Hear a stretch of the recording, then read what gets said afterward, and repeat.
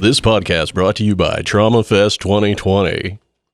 August 15th, Iola, Kansas at the Time Out Tavern. A bunch of bands, rock and metal. Going to be a good time. We'll talk more about it. This is Off the Edge Podcast, episode 14, tentatively titled Trauma in the Sauna because it's fucking hot. We are here today with the comedic entertainment for TraumafesT 2020, Rick Felt and Craig McGee. How's it going? Good. How are you now? Welcome. Good. We got Zach, too. I don't count. I never count. So, thank you for coming. Thank you for sweating. Gonna sweat it out. I'm a 40-year-old man with boob sweat right now. I don't know how to feel about this. I'm a 50-year-old man that works in a 120-degree kitchen every day, so this is actually kind of cool. Yeah. Oh, thank you. All right. If only I could do that in real life. We got the young buck over here who walks around all day delivering the mail, so he knows what it's like. I don't being feel out in young. it. I don't feel young at all. That explains those sexy calves I saw when I walked in. Oh, yeah. Trying to keep it all toned up. I do everything For those humanly housewives. possible to stay in the air conditioning. Yeah. I did my time outside. I don't want to do it anymore. I'm weak.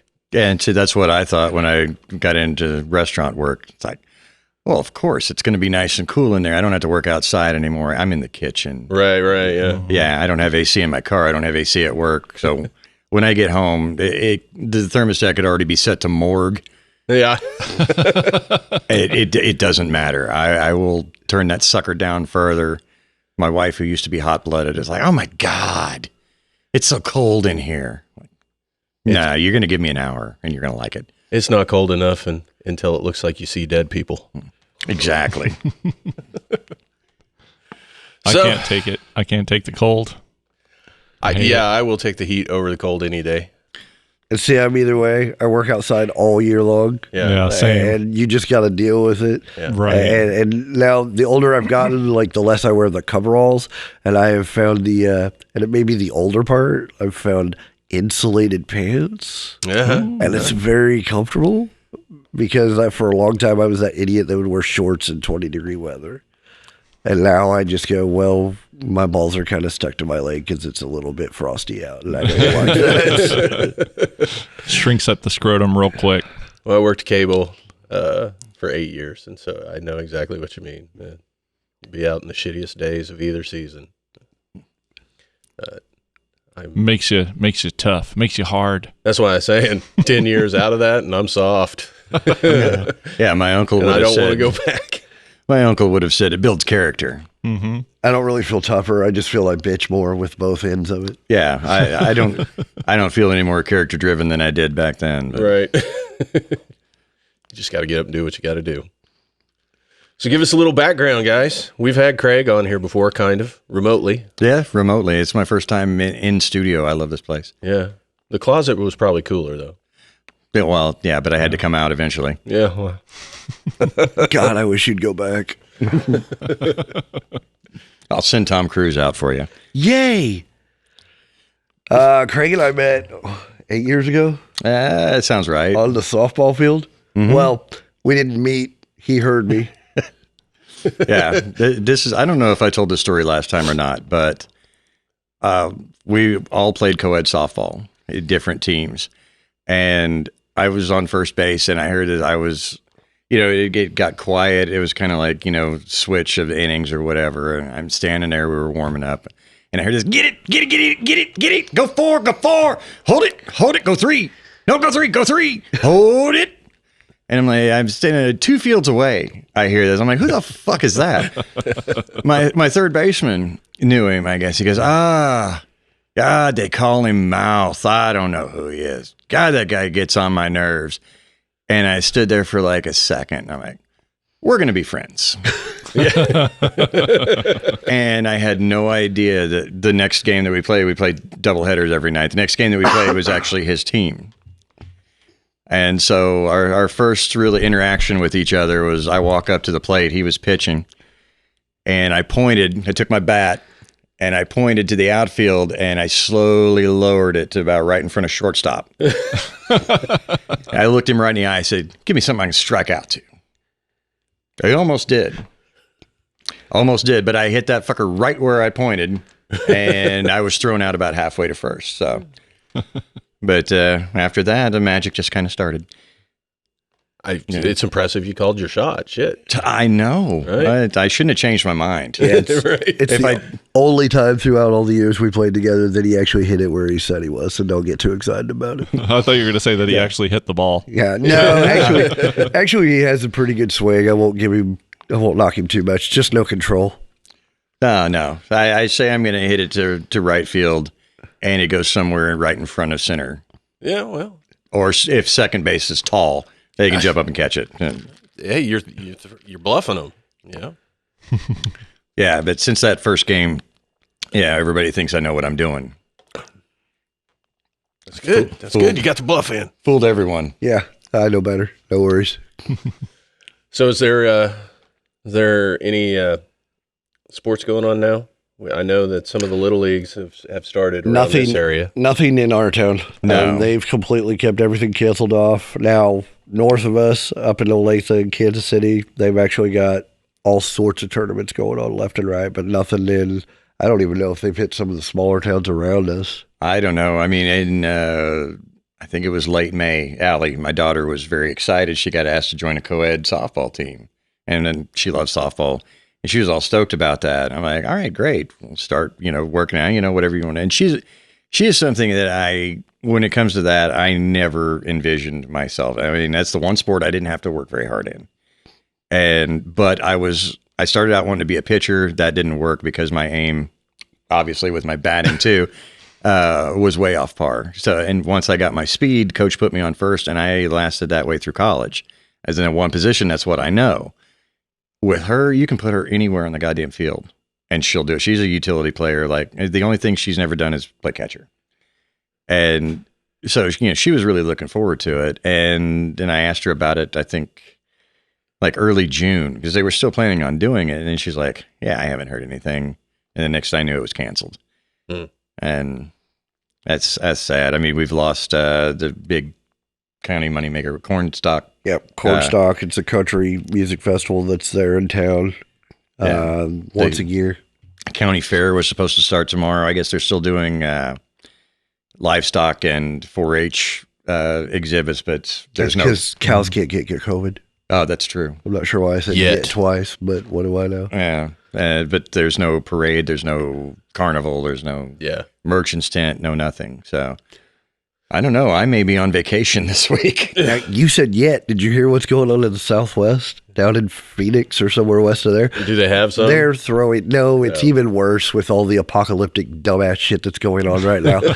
They're expressing that someone's, I'm assuming, I'm just going to say house bunny, and I'm not talking about Hugh Hefner's house bunnies. Pets have gotten rabbit Ebola and killed 3 people. I'm like, are you fucking kidding me?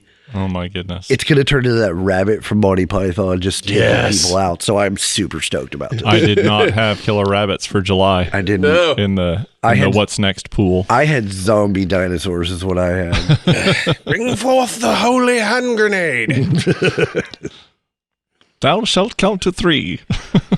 This consisting not to the count of 5, but 3. Oh, it's classic. Classic, yes. Classic, yes. And Look at the bones. actually, I keep thinking they're on their way towards Demolition Man. Ooh, Taco Bell's everywhere. Yes. Yeah, dinner and dancing at Taco Bell is what we have to look forward to. Cool. We're finally going to know how to use the 3 seashells. Yeah. Yeah. Well, somebody's going to have to remove them because they're still stuck on me. Yeah, it's the whole President Schwarzenegger thing I'm looking forward to. I would take it. I would take it right now. It's either going that way or Idiocracy. That's probably more realistic. I can't wait to see a bungee cord around 2 buildings. That was the best part of that for me. He walks out and they're just roped together. I think Dwayne Johnson. I think he'd be the one. Oh, yeah. I think most people could rally behind him. Yeah. If you smell what the Prez is cooking, I can get behind that. Yeah. I just love to see that press shot of him and Putin. Yeah. And if he didn't come away with saying, I must break you. That's exactly where my mind went too.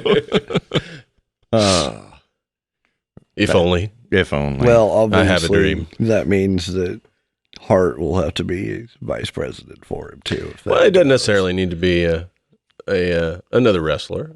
I could totally see. No, I mean Kevin Hart. 'Cause Oh, those two, Yeah, those two are yeah. inseparable shit, right now. That would be amazing. yeah. You'd have a 6'7" president and a 5'4" vice president. He'd just every time he'd go to let him speak, he'd pick him up and put him on the podium so he could do what he's got to do. Did you ever see the? They did. I don't think it was for Jumanji. I think it was that one where.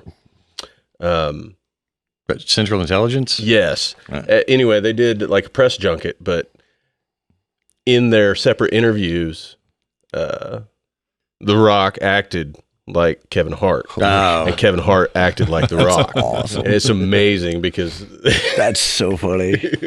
I'll have to look that up Yeah, now. I haven't seen I'll that. have to see that. because they nailed it. I actually didn't get excited when the first Jumanji came out. Like I waited, it was okay, and then when the second one came out, Yeah. and they rolled Danny DeVito and Danny Glover into it, and then you see freaking The Rock doing his Danny DeVito impression, and Hart doing Danny Glover as an old man. I lost my shit because Yeah. my kids are watching it. They don't really get the iconic of the two Right. older guys. Like my kids know who Danny DeVito is because they watch some of the older stuff with them. Like my kids have seen Throw Mama from the Train and stuff like that.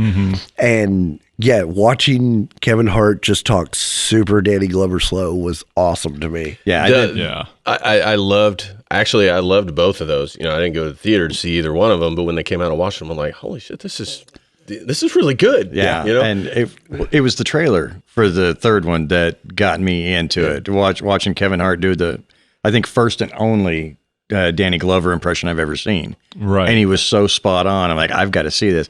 I actually watched them out of order. Oh, really? Yeah, I think I forgot there was one that came before it. My only disappointment with that second one is that Kevin Hart never once did. I'm too old for this shit. Yeah. Yeah. Yeah. Exactly. I mean, that needed to be in there. That needed to be if in you're there. gonna play Danny Glover, that needs to happen some point. And I had no idea who Aquafina was before Right. watching that, but she did a hell of a DeVito. Oh, Yeah. Oh, she, yeah. did, she did Yeah. great. Yeah, she was like, I had no idea who Amazing. she was either. I mean, Right. I love her water. yeah, but he's I- right.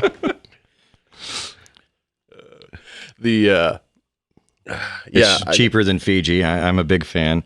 I could never get into Aquafina. I'm to the point when I see movies like that because I'm only 40, but I've got 4 kids and they drive me freaking nuts. And I'm just to the point where I just do it on purpose because I have hearing issues anyways throughout the years with all the concerts and all the other crap we've done working construction forever. And I've got a 15-year-old, pardon me, and she's at that point where she mumbles constantly. And I do exactly like they do. I'm just like, huh? Anytime they want to say something and not say it clearly. And it's so aggravating because I'm just like, you're 4 feet away from me and you can't speak clearly. Look at me. Look at me.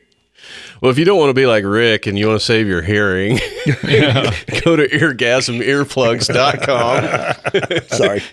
Use promo code high space fidelity.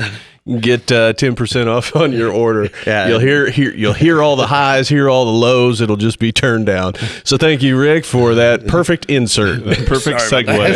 Glad I could help. It's a great way to support this podcast and protect your hearing. Yeah, quality dynamite products. drop in there, Yeah, Monty. my fault. I'm like the opportunist over here. Okay, where can I go? Oh, hearing, yeah, boom. Dear God, he's loud. Check. One down. And say I'm on. I should have been listening to you, years ago because I started going to concerts in 1983, and no earphones, no earplugs, no Right. nothing. So I'm in the same boat for sure. Oh yeah, I'm sure I've got a little bit of damage going on.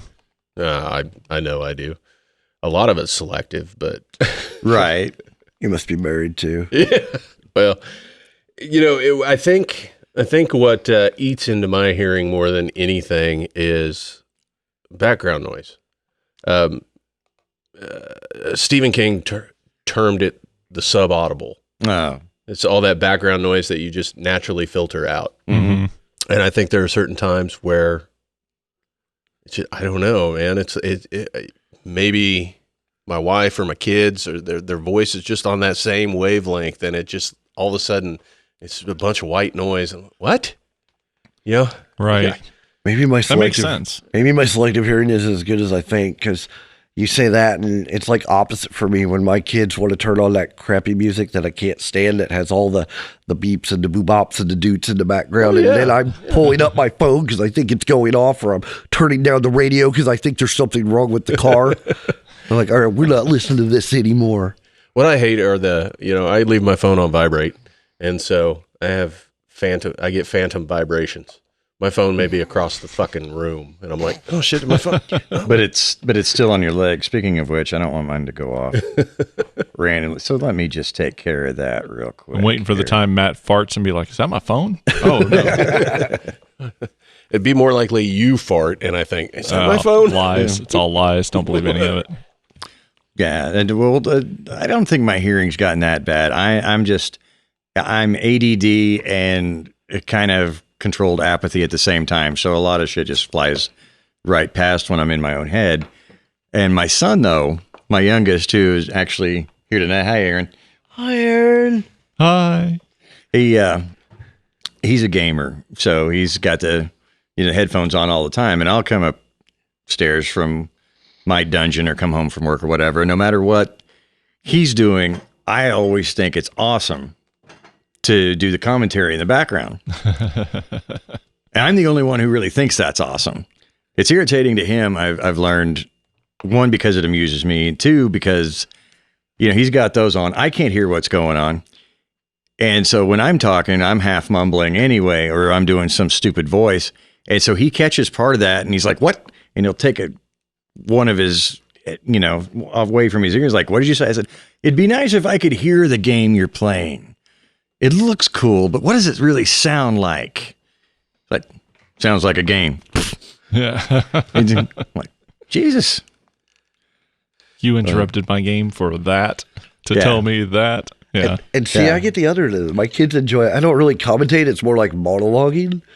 And of course, when they're younger and they can't speak, it's a lot more fun. But when you start doing it for the dog and all the other pets in the house, we just bought a house like 6 months ago. So we were getting all the basic stuff. We got a dog, and then 3 months in, we got a fish tank. And just so you know, it's kind of funny because I have a set that I made a year ago about, we didn't even have fish at the time at the other place we were at. I made a simple joke about, because somebody said something stupid, and you know how you just ride it. I said, hey, it was a sad week in our house. Our fish died this week. It drowned. And then we were rolling the jokes about, actually it's hard to tell the 2-year-old you can't feed him a bag of popcorn or whatever. And I roll with it. So we get this fish tank. We're not in this house. 2 months. I've got the fish tank up for a month. And I swear to God, she fucking put a whole bag of popcorn in there. A week later, after I'd cleaned it twice in a week, she put a whole jar of fruit juice in it. Oh, man. The only fish that has lived through all this is just a big, fat, ugly $3 goldfish. And as I'm staring at it one day, my kids are looking at it, and you know how you get that reflection? You can just see this fish staring at itself. And I don't know if it was self-loathing or just lonely or what the poor guy was going through, but I'm just looking at it going, and they're doing the fish blub. I'm like, would you blub me? I'd blub me. Blub me so hard. Blub me so hard. And my oldest one gets it, and the second one's like, Dad, you're funny. And the other one's like, just walking away. The 7-year-old, who normally laughs at anything dumb I do, is just walking away. And then the dog was upset because I was monologuing for the fish. And not him. No one's happy. No. Everyone's a critic. Yeah.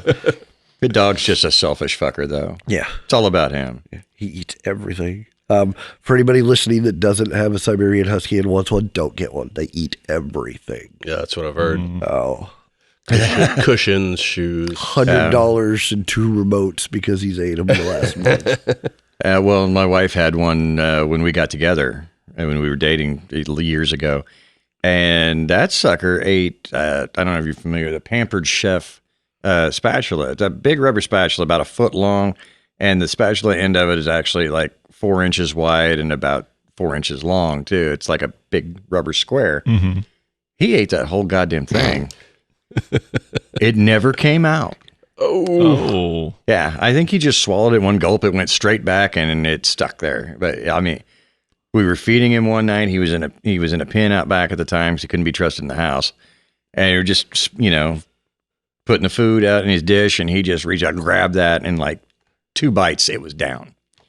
I'm like, God, yeah. And it wasn't even the fact that that's like, that shit's expensive. Yeah, It's like a $40 spatula. Right. Wasn't even that. I was just impressed. And see, I get the other end of that. Everything he eats comes out. My backyard looks like brown versions with rainbows of Rainbow Bright and Care Bears exploding out there. Yeah, a little more glitter. You think sure he ate a stripper. Last week he farted and changed the channel twice. So what got you guys into comedy? Or I should say, people are just born funny. So what Looks aren't always everything. what though. got you into getting up on stage and what and gave trying you the to confidence in your funny to I get up drug on stage? him into what I already had started. I actually have done, I've got my own show that I've done, Masonville Comedy. We do, now we do stand-up, improv, and sketch. We were doing improv and sketch for close to 4 years when he jumped on with me. And that literally started by, again, co-ed softball, me and a buddy were just sitting drinking beer after games one night. We're like, man, that'd be funny on stage. Man, that'd be funny on stage. And then one day I found this place dirt cheap. I was like, you know what? Let's try it. And our very first show was no improv. It was stand up because we just pulled crap out of our ass. And we did 2 sketches, only ones that we'd never done, not of our own. We did the old sketch of Steve Martin and Bill Murray of just staring at the back of the wall going, what the hell is that? And then like he did 20 minutes and I did 30 minutes and we did a couple more and it just kept rolling and we've intertwined stuff through it. And then I stopped doing the stand up in it just because we had so many kids showing up and I was cool with that. It wasn't bad. It was just things start popping out of your head of the same thing. It was like, what can I put on paper to make come to life? And the sketch we do is really, there's no other way to put it. It's Looney Tune and Three Stooges style stuff. Everything's cartoon, everything's physical comedy of one way or another, and we love it. And then about 3 years ago, we've got a guy from Topeka who's a really good friend with us. He's been with the show for me for close to 6-7 years now, named Terry Richardson.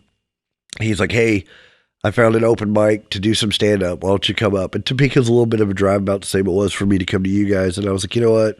Let's do it. I hadn't done it and since the beginning of the show, and before that, about 20 years before that. And I was like, we just did it, and we freaking loved it. I got him to do it because he was like, well, I'll just do it as a bucket list. And I'll just throw this out right here because he's already laughing because he knows I'm going to say it.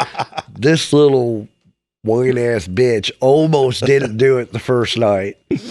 And when you're doing stand-up, it's hard because when you're first doing open mics, you get 3 minutes, maybe 5, depending where you're at. Right. And especially at the big clubs. And so it's like, what can I fit in that? What can I do?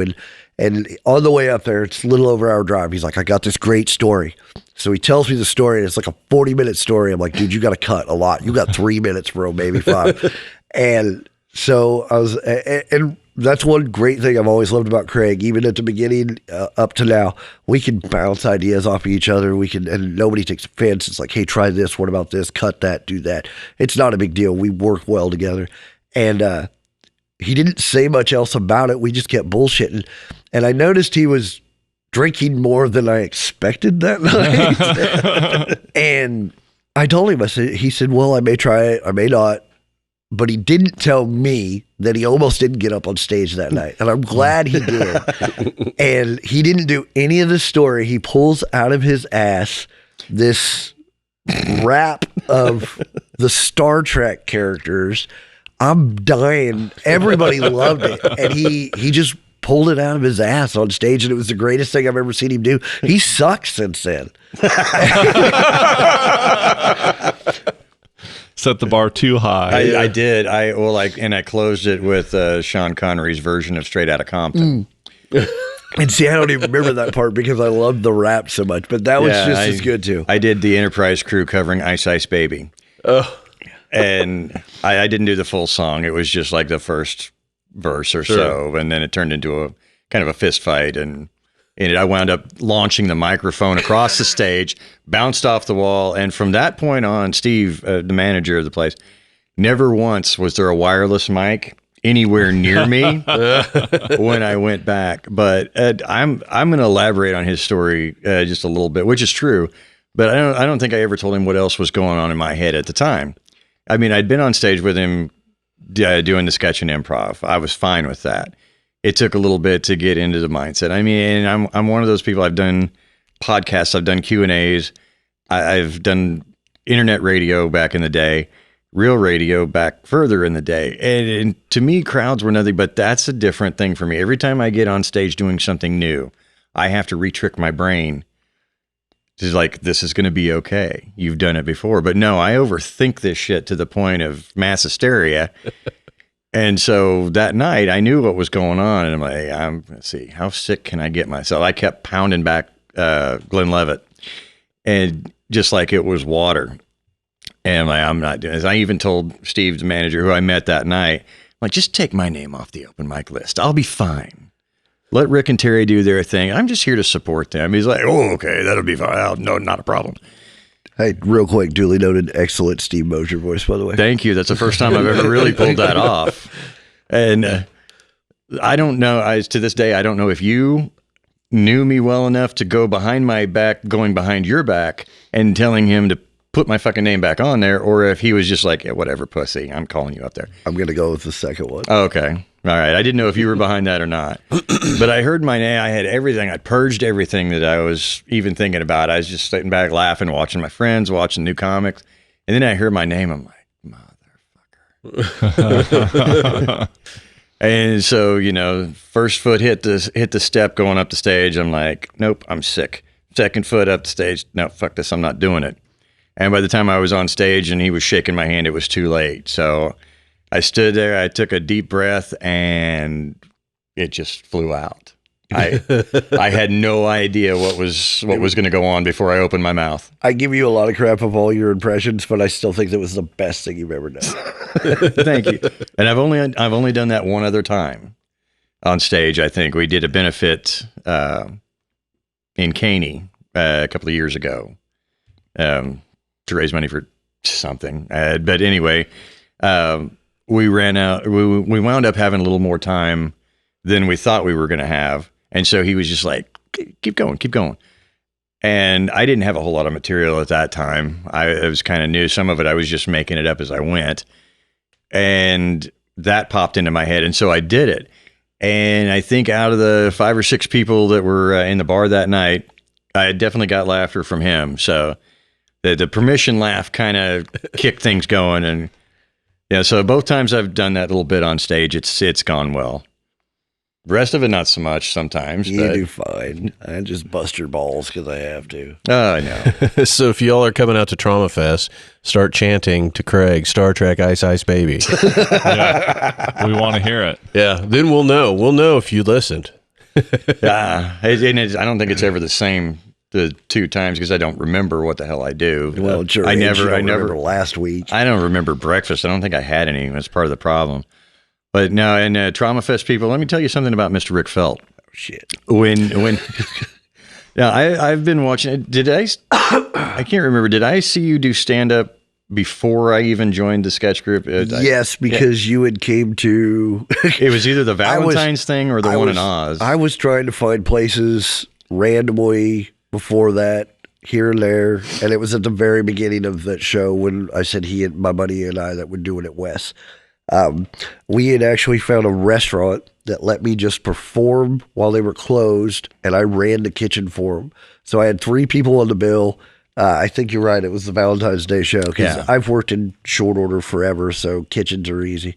And so I told this lady, I said, You make a menu, I'll cook it, because she knew me anyways. And yeah, that was the first time I think you saw me, because I did like a 40-minute set covered in French fry grease and sweat and nasty because I had cooked for everybody, and then we closed the kitchen so I could go out on stage. Right, that's right, and that inspired me. I mean, I've loved stand up most of my life that I can remember, and years and years ago, I even did part time. And you can not escort's the wrong word. Or is You didn't make any money, did you? No, loose change at best. Yeah, escort's not the right word. Security is a very loose term when it comes to that. But I was the guy who would walk the talent from the green room to the stage, the handler, shine the lights. Yep, that sounds like escort, but only cheaper. I'll take it. and so Explains why your hands are so smooth and soft. I love long rides with you. Yeah. That's why I love it when you take naps. Onlyfans.com/Craig McGee. And so, I got to see some of the big names of the 80s, like up close and personal when they weren't really that big yet. Mm-hmm. And then, some other people, I have no idea who they were. They must have local guys. But anyway, I was that guy back and forth, like 1 weekend a month. And I'd always loved it, and being up close and personal with it even more. But I was painfully shy. And you know this story. You both do. I told it before. I was painfully shy until like 16 after I saw Real Genius, and Val Kilmer just snapped me right out of it. Mm-hmm. Don't you say a word about Val Kilmer, I'll kick you right in the vag. It's not allowed on this podcast. Uh-huh. Okay. Thank you, guys. But it was always still, getting up. It was always like getting up in front of a crowd. I'm like, yeah, no, that's just not for me. And so I just I never really thought about it again until I saw him. And so long story longer, TraumafesT people, when you come out to see Mr. Rick Felt on the 15th? 15th. 15th. On the 15th, let me warn you, this man on stage is like, the best way to put it is like letting your deaf chihuahua out the front door. Because once he hits the stage, once the little chihuahua hits the porch, there's no getting him back. I mean, he's out like back and forth, all over the place. He can't hear you. So, he's not coming. You're not getting him back. and that's the way it is. I mean, I like with some people, like with myself, as far as what I do on stage, sometimes I just stand there at the mic and talk to people and do my thing. Sometimes I grab the mic and pace back and forth.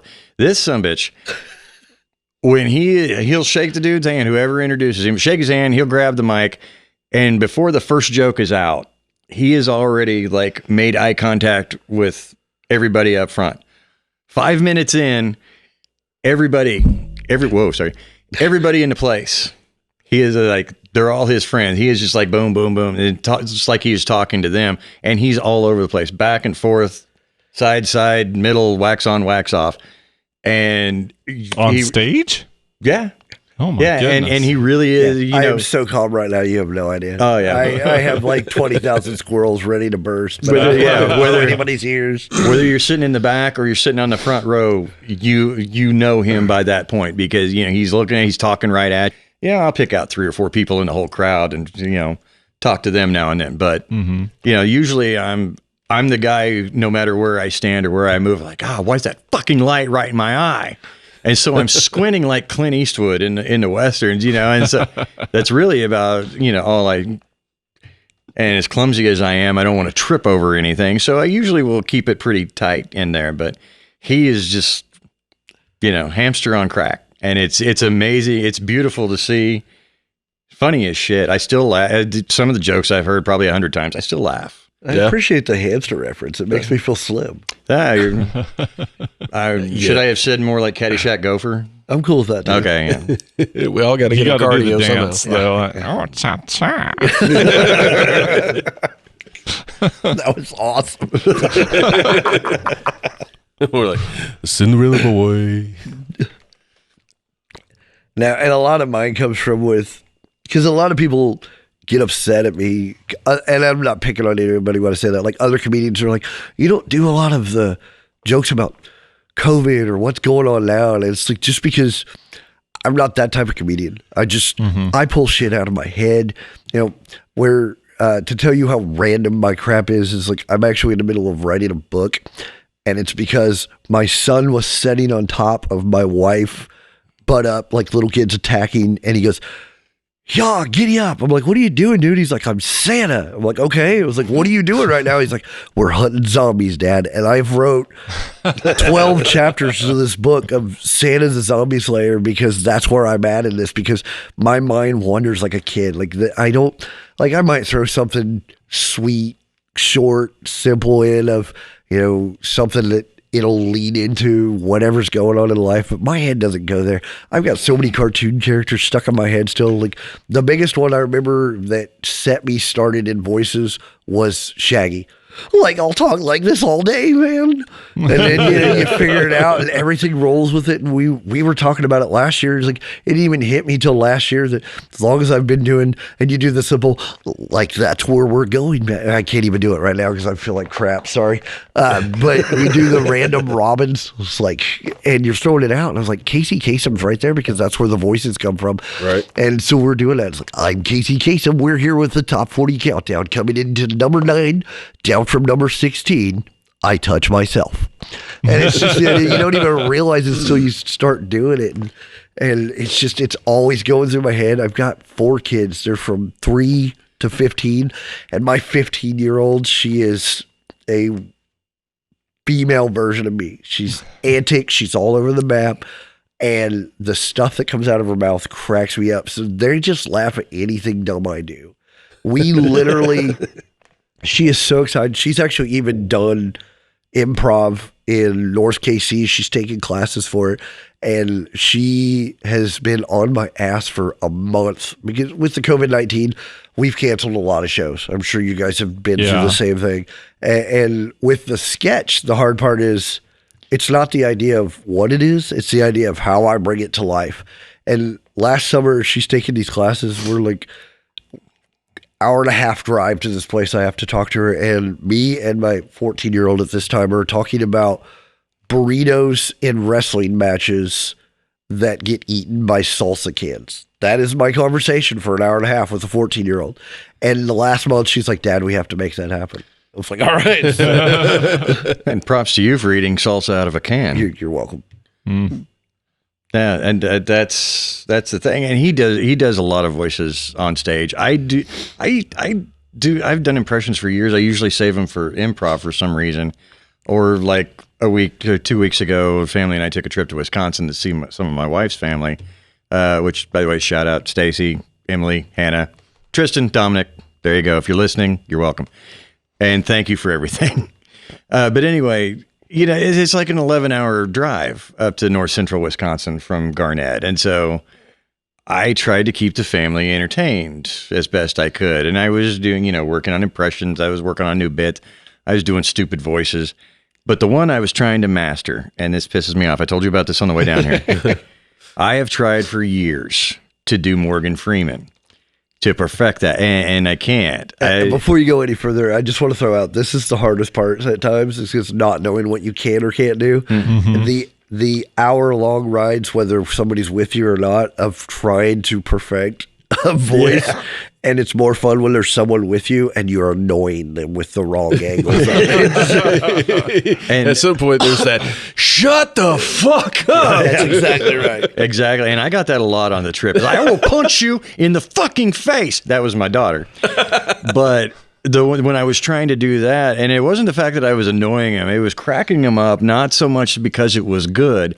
It was because of another show that they watch and what it sounded just like that they both pointed out to me. And so I sat there for a second and I'm like, and that's when Craig realized that every time he tries to do Morgan Freeman, the only thing that's going to come out of his mouth is Cleveland fucking Brown. That's exactly what I was thinking when you started that too. Oh, and that's as far as I get. It's like when I tried to do Christopher Walken, I tried for years, and boom goes the dynamite. Close the door. You're letting all the stank out. Yeah. my Christopher Walken never got past drunken John Travolta in Urban Cowboy. Oh, it's amazing. And some of them I can nail, some of them I just can't do. My son over there, we were having this conversation too. I found out on this trip he does a dead-on perfect Hank Hill. Oh. And I thought I did for years. But mine is more the old guy that was Beavis and Butthead's neighbor from the early days. Right. It's like, you the boys been whacking off in my camper? And that was his guy. But it was great for him, but it was a bad Hank. And I realized that's where Mike Judge, put the difference in later on. Right. Or maybe he just had great sound equipment. I don't know. But when I heard my son do it when we were on vacation, I stopped. I couldn't believe that it wasn't a YouTube video. When I turned around and I'm like, what the fuck? And I looked and his lips were moving and the sound was coming out. I'm like, holy shit. And I was laughing nonstop for 5 minutes. Proud papa moment. Oh, it was. I had right. tears. I high-fived him and then he was like, I'm never fucking doing that again. Man, old dang old sing dang old good time. Exactly. Yeah, Craig and I know from many experience. My wife tolerates both of us very much. We annoy the living crap out of her. And I had wrote a bunch of jokes about Warner Brothers cartoons and this and that and condoms. And just one day, and it's one of those things that just pops in your head. You're like, holy crap, can I do this? And my wife loves Marvin the Martian. I'm like, yeah, I'm going to throw this in there. She's like, please don't. And that's normally when I go, yes. So they had to listen for an hour of this horrible Kermit the Frog that finally turned into, Marvin the Martian going, where's the kaboom? Oh, baby. Oh, oh. Yeah, we were like, I don't know. It started when we left the city limits and right about, we're about to hit Topeka. And you're on the south end of Topeka when you pass Heartland Racetrack and the strip club. And it was right about then it stopped being Seth MacFarlane doing Liam Neeson doing Kermit the Frog. And it finally became Marvin the Martian. I said, that's it. And he was like, what? I was like, okay, all right, I'm done. I'm like, no, you finally nailed it. Yeah. He's like, oh. Well, and the hard part was it easily drifts into a horrible Sammy Davis Jr. too. I can hear that. Yeah, I can hear how that would happen. Very easy. And the only thing that makes it worse is my wife cries about it. And as I'm doing that on stage, the mic is always on the stand and I'm humping the mic as I do that. I'm just going, there's supposed to be an earth-shattering kaboom. Have you guys ever, because this happened to me, I'm no comedian, but have you ever done an impression just on the spot, just reaction to something, and you nail it and then never can do it again? Here and there. I can't remember any, but yeah, there's times that you just, it's that ADD and you throw something out and then you never get it out again. It happens. Like there was a time I was driving in the car. I don't even remember what was going on. I was with my brother and maybe some friends, and all of a sudden, you guys are familiar with Knight Rider. Oh, right? Yeah. All of a sudden, I'm like, turbo boost, Michael, and I can't fucking do it, and I fucking punched the lighter in and fucking stomped on the gas like right. But it was just the perfect fucking thing at the perfect moment. I've never been able to do it again. The very first time I did it, my wife and I had just got together, and I actually was able to do it again, and that's what led me into it. Because growing up, my hero, and you guys can laugh or not, was actually Dave Coulier. Because of all the random voices, the and all that. And I'm like, that's the guy I want to be growing up. And then we'd been together maybe 2 years. And we're in the middle of Walmart. And I am a jack off when it comes to shopping. I love fucking around. I love screwing with people and talking to people. And I am not embarrassed about anything. So we walk down where all the tampons and the maxi pads are. And it's a huge Walmart. So it's like a 50-foot wall and it's 20 foot high. And there's 1,000 different options. And I see like 4 young girls that are trying to find something, being discreet, and some old ladies to my right. And I just see it right in front of me, and I'm like, holy cow, man, it says super absorbent. The girls turn bright red and walk away. The old ladies are giggling, and my wife just stomps off. And as she's walking away, I'm just like, yeah, that's rusting. The one time I can remember something coming out that never, I don't know if I tried it before or if I just didn't perfect it and moved on, but is early Adam Sandler. We were doing an improv show a year or so ago, and I think it was Film Styles was what we were doing, and the setup was we were delivering a baby on the battlefield. And I was remember, never mind. Yeah, I was a doctor, and we'd already gone through a couple of different scenarios of it, and then he said Adam something. I don't even remember what the hell you said. It wasn't Adam Sandler. No, but I'm sitting there. I just kind of barely heard the last name, and I said, "Did you say Adam Sandler?" He's like, "Okay, whatever." and he was the director, and I looked at it, and so I'm like, 1, 2 babies coming from you. 3, 4, got to mop the floor. And I went out to like 8 before he was like, all right, cut. And then we moved on. But it was the most perfect Billy Madison impression I've ever done. It sounded nothing like this shit that just came out of my mouth. But yeah, I just nailed it. And there were like, I think 2 people in the audience. And one of them was one of my kids. That got what I was doing. And I heard a little bit of laughter. I'm like, okay, cool. And I look over at him. He's like,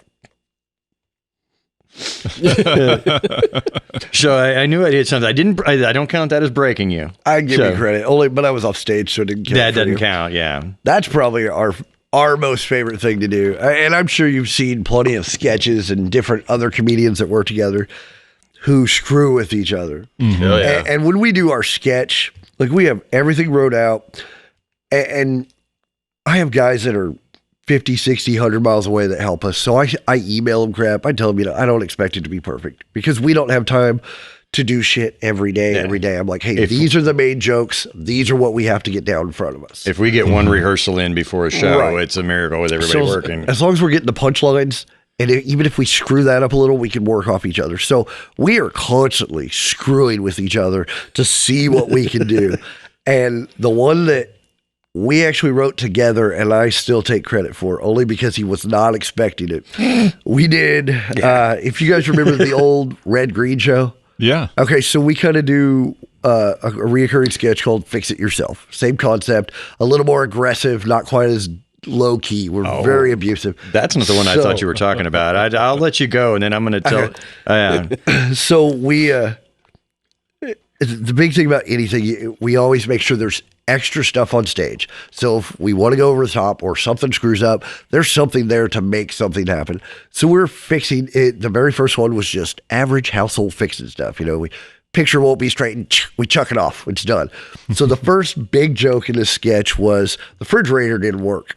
And what was supposed to happen was we had the back of this refrigerator cut out. The guy was supposed to bring his hand out to make it look ridiculous. You take the cup and you dump water out. Oh, it doesn't work. And then you whack it a few times and then a dry ice joke and you come out and it's frozen immediately. Well, they did it backwards. So they hand me this cup of dry ice. I'm like, well, I think this thing's working fine. And then we just lost our shit on it. And I grabbed a 4-iron, just started beating on it. And we went completely backwards on the whole thing, and it was his 4-iron. Thank God he didn't care about golf. Because that thing, after the third whack, flew across the room and about hit one of our guys off stage on the other side. Well, there's more to that, though, too. It was right after that when we did our little sword fight back and forth with those kendo sticks. Yep. The sparring, like light bamboo shit. We'd go back and forth, and he's like, all right, enough of this. And I turn around to grab something, and I kind of froze because I forgot what the fuck I was supposed to do. And I just, we keep cheat sheets around, so we can kind of know where we're at. And I looked at it, but I was still reeling from the 4-iron. I was trying not to laugh so hard. And I just froze because I forgot what it was. And we had this golf bag full of shit like that, like golf clubs, the kendo sticks, a couple of wooden swords. He pulls out this acoustic guitar, straight up Jeff Jarrett's me across the back. Whoa, bam!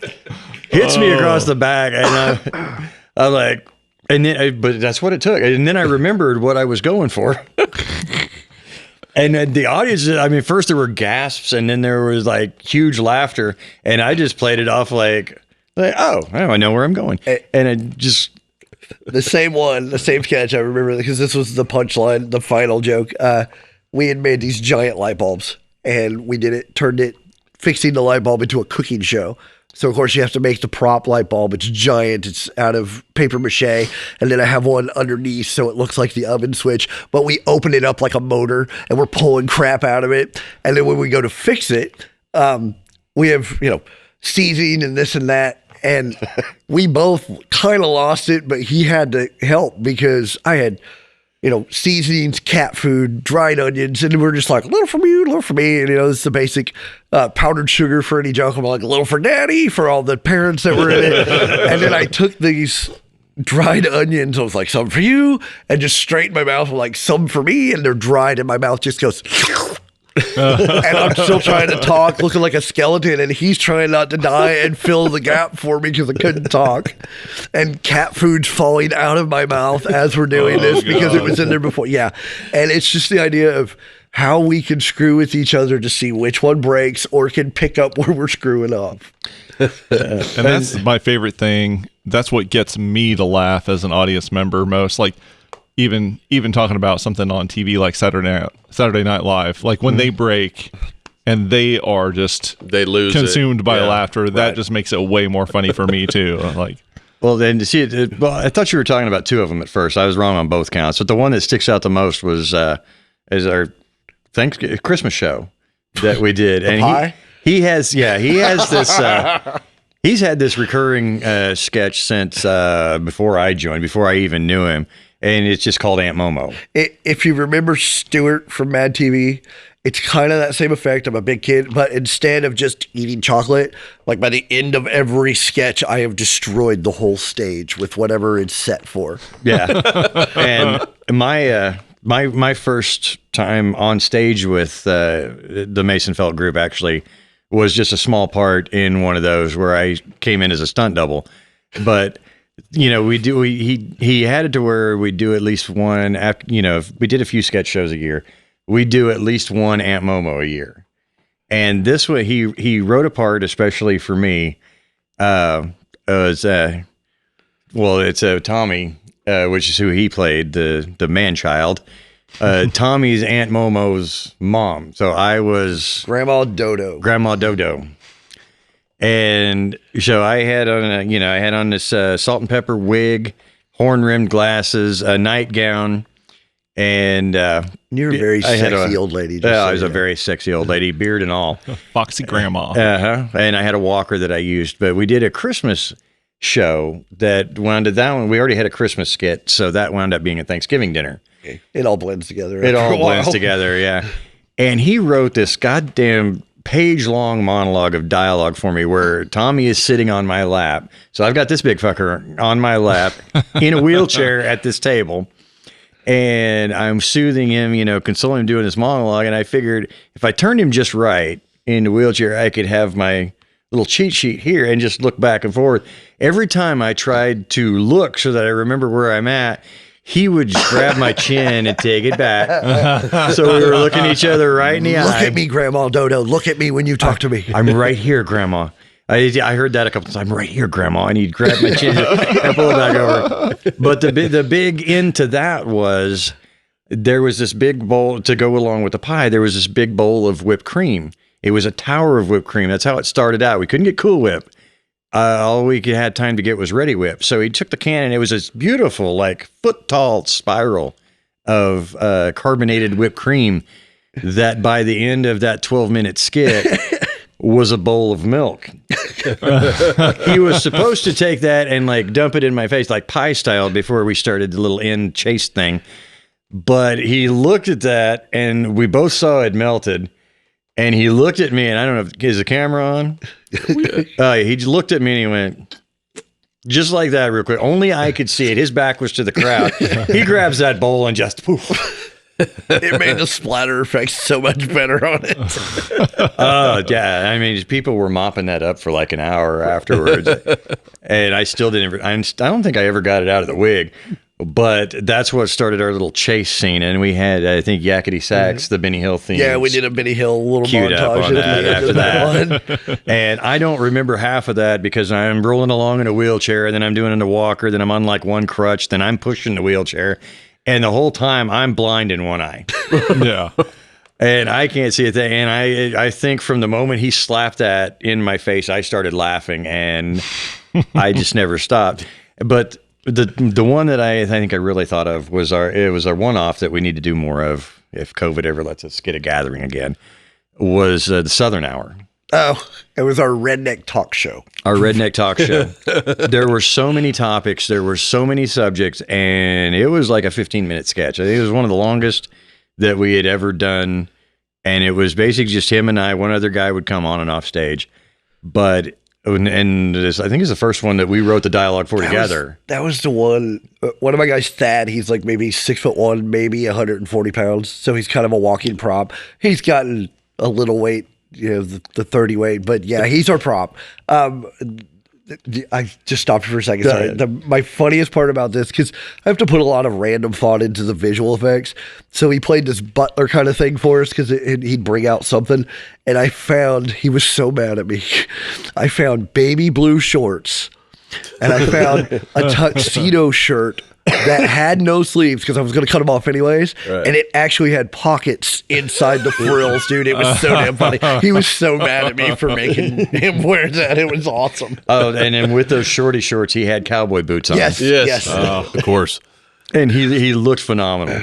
And I think he finally realized that like that night. But it's fun to be a prop. Yeah. Well, And we, like I said, we had so many subjects, so many topics. And so I had kind of like bullet points, and we had a desk in between us. We both had like a little, like office chairs like this that we were going to sit in and do our shit. And I set it on the desk, and I set my fake beer, right there in front of it so that I could just kind of glance over as I was rolling back and forth. We sat down after we did our intro to it. And our theme song, was done. We sat down. He puts his clipboard down, and like we were interviewing a guest, interviewing a guest like they would on talk show.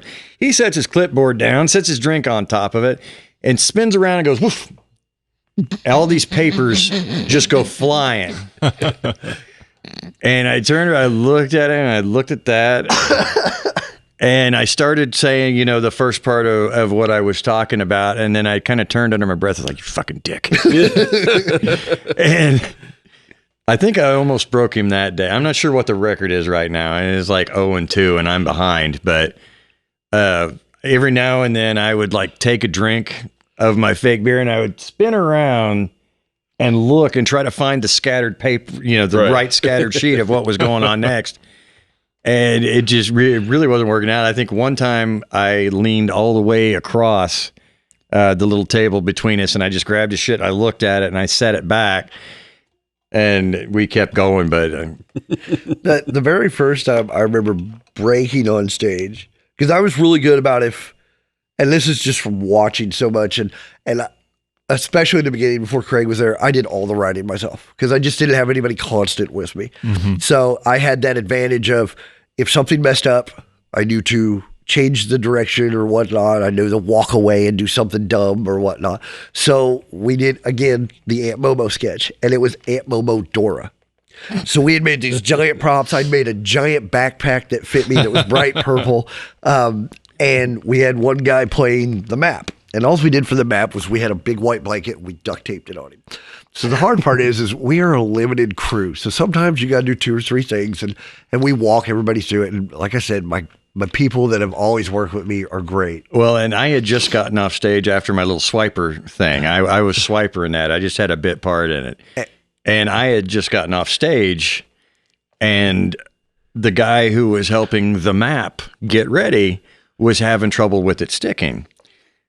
We sat him down in a chair and just ran around him with tape, me and this other dude back and forth.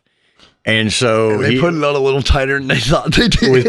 We weren't trying to be dicks about it. We were just trying to get it because, his part was coming up in like 20 seconds. Yeah. And the shit was still falling off him. So we were doing our best.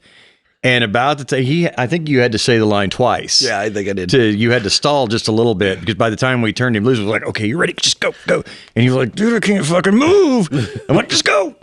And the best part was like from that angle we made Map like the bad guy, like he always led Dora into the wrong shit. And there's a few lines about it. So he comes out with a bad attitude, and poor Terry, this is my guy from Topeka, they have him in this giant comforter, and it's 80 degrees in this room we're performing in, which doesn't sound like a lot when you're in a comforter and sprinting around the back, and you can tell he's just pinched together and hopping out, and he's like, what?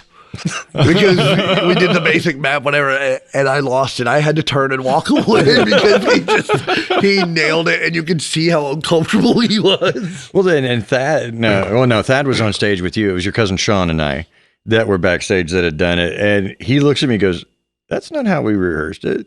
Yeah. But no, the discomfort and the attitude, he pulled it off. It made it so much more over the top. I mean, it was funny to start with, but that little attitude just made it. Well, and that's the best part is we screw up so much. Nobody knows it but us, but we roll with it so much. Everybody just dies with what was going on. I think that's the kind of telltale feature of a professional, right? I mean, you got to learn how to roll with those punches. We know that as musicians, there's no such thing as a perfect live performance, but if you can just keep it going, then you're golden. But and it's surprising how often, oh man, they were perfect. Yeah. I mean, as an observer, sure. I mean, even being a musician, I've watched some that I thought, man, they were perfect. And you talk to them, oh no, man, we fucked that up. Yeah, It's like, Through the years, I have talked to so many, you and JK and Justin, Kenny, all of them. Be like, God, you guys were fucking on tonight. That is the best set I have ever seen you do. Like, oh man, did you not hear when I fucked up the vocal on this? Like, right. I thought you just changed the song. It sounded great. Yeah, and that's the thing is, like you're saying, you have something planned out, but something else happens. Maybe that's even more funny. Yeah, or it could be. Yeah, and, well, like same the guitar, thing with the musicians, like the guitar bit. That was not in anything we wrote or practiced, but it got the biggest laugh of that whole skit. I think. I don't know if I ever told you about this before you started. We did one where we were basically two little kids that were trying to break out of their house. They hated the place. We played it like, we're getting out of jail. Fuck this place. We're done. And I had somebody make me a full-size onesie. The problem was I never tried it on before the show. Oh shit. So as we're putting it on, like it's got the full buttons. They did a great job, but we had to put safety pins in it just in case. And also I'd like to point out, you don't want to see me in a onesie. My wife cussed at me and she seen me naked. She said, I don't ever want to see that again. So in the middle of this, I think that means we have to see this. I've still got it, just so you know. I'll take some pictures of myself in it and pose for you guys.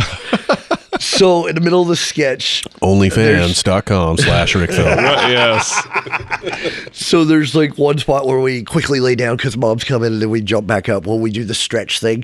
And the first time I stretch, you hear ba-ding! And this is a full stage. It's not one we've set up. So it kind of echoed. And like, I don't think anybody in the crowd heard it. So no big deal. And it had 3 snaps and 2 safety pins. And then the end of it, there was one more spot where I had to stretch real big. And the second time I stretched, you hear ba-ding! And it just goes flap and opens. And everybody dies. And I can feel my face turning red, but I just turn with the line and do whatever's going on. And afterwards, of course, the sketch is over. We run to the room. People are changing. I'm trying to get to the next outfit. And my wife goes out of her way, because normally she runs concessions or whatever to help, and she comes out of her way to go all the way back in the dressing room and goes, don't you ever do that again. That was traumatizing. The only thing to make that even funnier was, just in case, I actually went and bought adult diapers, and I had 2 of those on just in case something went wrong. You didn't do that for me for the construction sketch, though, I noticed. That was your problem, not mine. Yeah, I wound up, this was like 2 years ago. About 2 years ago. About 2 years ago. At the end, it's just, construction site, and it's just basically safety first and new uniforms that were coming in. It was kind of a role reversal on it. You're not wearing the required uniform. And at the end of it, I come out with a hard hat, boots, and one of my wife's pieces of lingerie from like circa 1999 on this body. Now, before you go forward, you have to point out that the whole point of that sketch was we were pushing, you have to wear the work clothes, which were rompers. Rompers, yeah. There's 4 guys doing construction in rompers, and the chick comes out bitching out one of the guys because he's not wearing right. And then the new uniforms are here, and he comes out in this fat guy lingerie. There's no other way to put it. Yeah. I mean, I remember she looked at, like, 2 of my friends were there, and they were both women, 2 of our friends. And I didn't hear about it from her right away afterwards. I heard about it from both friends. They said, she was like, that's my, oh, dear Jesus. And just kind of put her head down. And the last thing I want to remember here is I was like, I don't know how the fuck he fits in that. I'm never going to be able to wear that again. And stuff like that is such a norm in my house. And it's not even, it's so funny. My oldest is a friend that comes over. We call her French Fry. It's just because my youngest couldn't say her name and it sounded like French Fry. So we call her French Fry. And the other day, and I'm running in and out because we just bought a house. I'm always working on something. So I'm coming up from the basement, got my tool belt on, and I hear the dog had just chewed up another bra. And normally I have 1 son and then 3 daughters and my wife. So there's estrogen fucking everywhere. So there's a lot of grumping about that. That's another subject. Anyway, so I'm coming up and I hear a friend go, well, that doesn't look like something Riley would wear. And Riley goes, it might be one of Dad's. And she giggles. And nobody else actually laughed at that point because it's a norm. And I'm coming upstairs going, what's mine?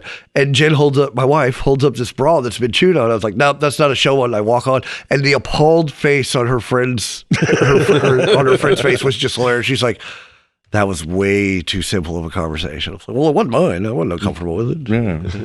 It's definitely not coming back over. Definitely not big enough for my boobs. Yeah. And my kids don't mind that as long as I'm not outside the 4 walls of our house. Any other time, I'm being weird or I'm being embarrassing. I need to knock it the fuck off. This, that, the other thing. But in the house, it's funny to them. Mm-hmm. But, around any friends that are outside. And the one thing it takes me back to is my youngest over there. He's been to almost every sketch and improv show that we've done. Rain or shine, thick or thin, he's helped out. And my daughter, he's a true fan. He's just not willing to admit it. Jerk. Well, my daughter, when she was a freshman 4 years ago, she was going through a different phase. And it was, I don't think I really can't this year, Dad. You just embarrass me. And then I'm like, and on the inside, I'm like, oh God, that hurts. But I wasn't going to show it. I'm like, okay, thanks for being honest. If you don't want to go, you don't want to go. That's fine. And I already had the car loaded up. I was headed. She dropped that on me right before I got there to rehearse before the show. And I'm glad it wound up going the way it did because that was the night we closed with the boys. Oh, that's one of the best sketches we've ever done. One of the best we've ever done. But the opening sketch that we did, 4 guys in drag. Yeah, it was the opening sketch that we did was short and sweet, but I think like maybe a third of her class was there. Like all the guy friends that she had in her class were like in the first 2 rows. There were like 25 seats taken up and nothing but high school boys and like their sisters or whatever. And we just got done with that sketch and we were getting ready to start improv. And I see my daughter and her friend walk in and I'm like, oh, well, come to find out later what happened was one of her friends texted her like, where are you at? Your dad is fucking funny. You need to get to this show. What's taking so long? She's like, I'm not coming. This is the best show he's ever. These guys are hilarious. You need to. And so her and her friend ran because the whole family was already there. She wasn't driving in. There was no cars. And so they ran about 3/4 of a mile from our house to the community building just so they could get there to see what was going on. And she was right there in the front row the rest of the night with everybody else. And yeah, I think I wound up scarring her again after that because when I was doing my little part with the new kids, I serenaded her a little bit with the right stuff. The Boys was probably our first big collaboration of writing with other than us. Yeah.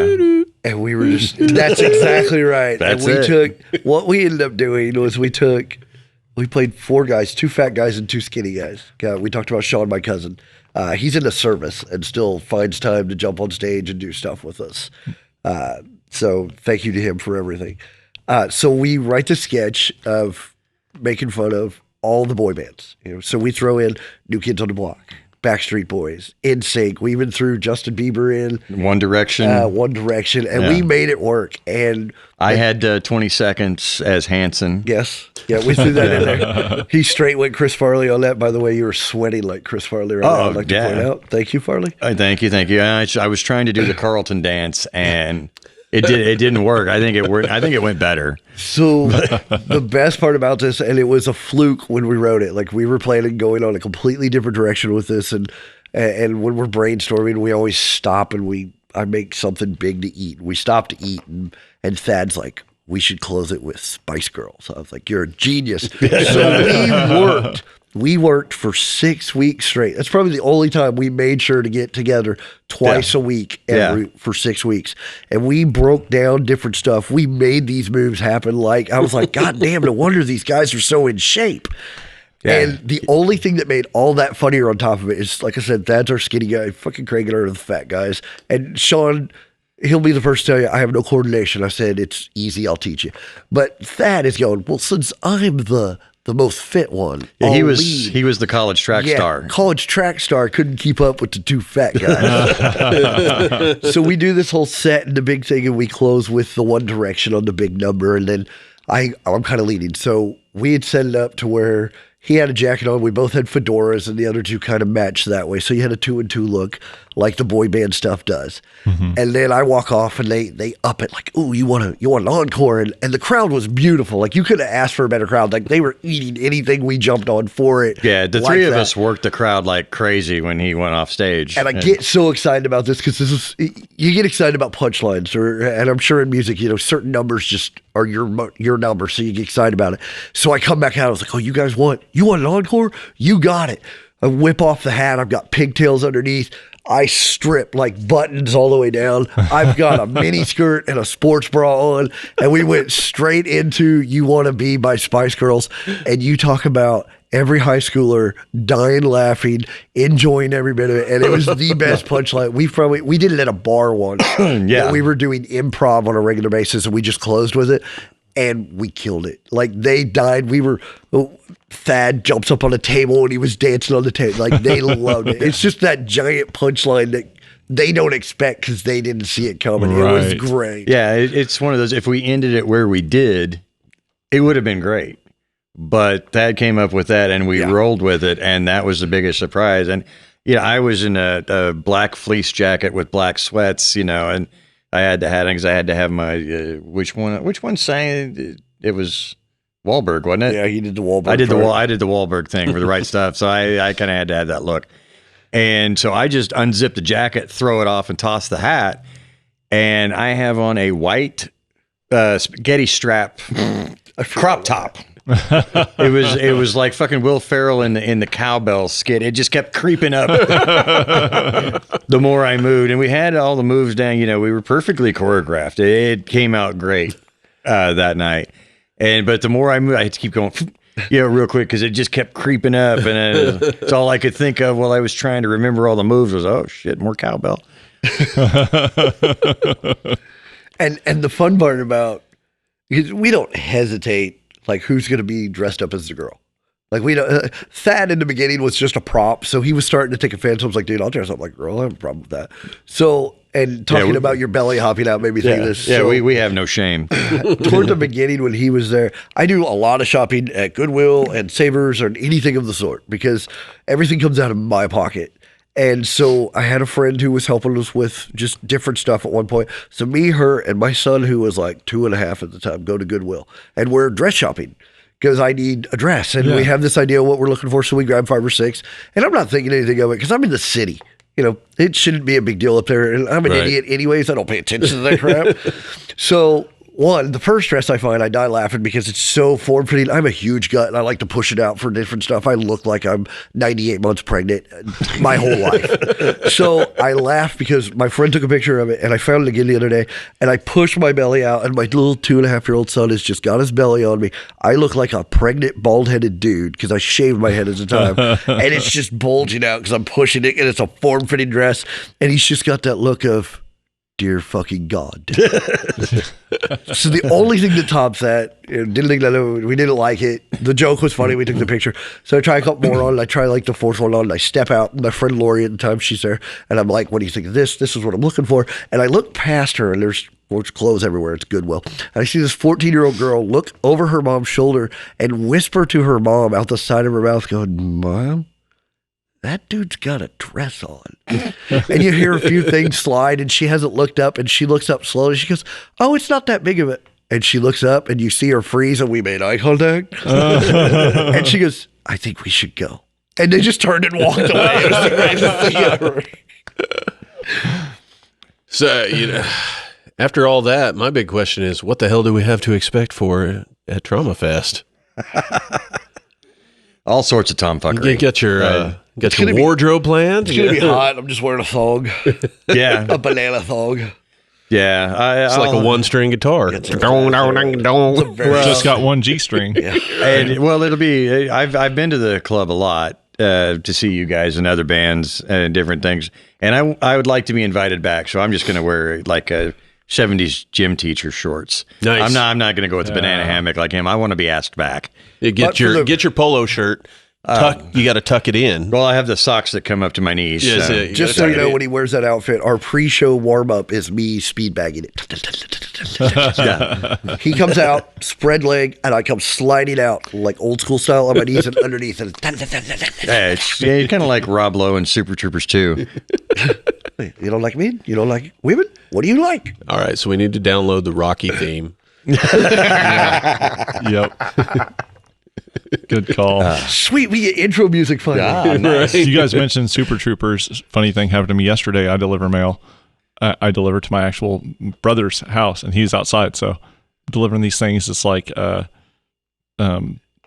people running for sheriff. So one of them's got an ad, and I deliver it. I didn't even look at it. I'm delivering them all day. Never even looked at it. Don't care. I hand him one. He goes, is this the fat guy from Super Troopers? I got that ad. I know exactly what you're talking about. And I'm like, I don't know. Like, let me see. I was like, oh my God, it is. It's a fat guy from Super Troopers. So Favre's running for sheriff? Yeah, Favre's running for sheriff. Yes. Let's jump my vote just for that back. Free license for everyone. There you go. Well, and we saw some signs on the way when we hit Indy. And I looked at it and I'm like, what? I know that dude. And we saw some Ron Wade for sheriff signs. And we went to the same high school. We went to Caney together. He was a few years older, but I was like, good for him. Ron Wade for sheriff then. Just because he's the only one that I know. So, well, there you go. Yeah. There you go. It's between Ron Wade and Favre. And Favre. Okay. Yeah. Well, I'll give the other dude a liter of cola. He'll be too busy to get votes. Yeah. There you go. What was I'm sorry. What was it? What do we expect from us? Yeah, I think he was one. A lot of this. It's working for me. Are you guys going to tag team it? Are you going to do individual? I think we were hadn't planning talked on about doing it. a Bit of little- both. We've discussed both, but we weren't really sure because we weren't really sure where or how long or what we're going to do. So we might do a little bit of both. I think the plan is 15 to 20 minute set changes, provided everybody's on their game. Right. We got Big Will that's going to kind of MC it. Mm-hmm. So 1 to 3 minutes of him making announcements. And then 7 to 10 minutes of us. Yeah, and it kind of depends. I mean, if he wants to introduce bands, then maybe you guys hit first. Okay. And then he comes in and introduces the bands. At least you in particular are introducing us. So, Oh, thank you. yeah. Sweet ball busting thank you. time. Yeah. I mean, Bring it on. friendship.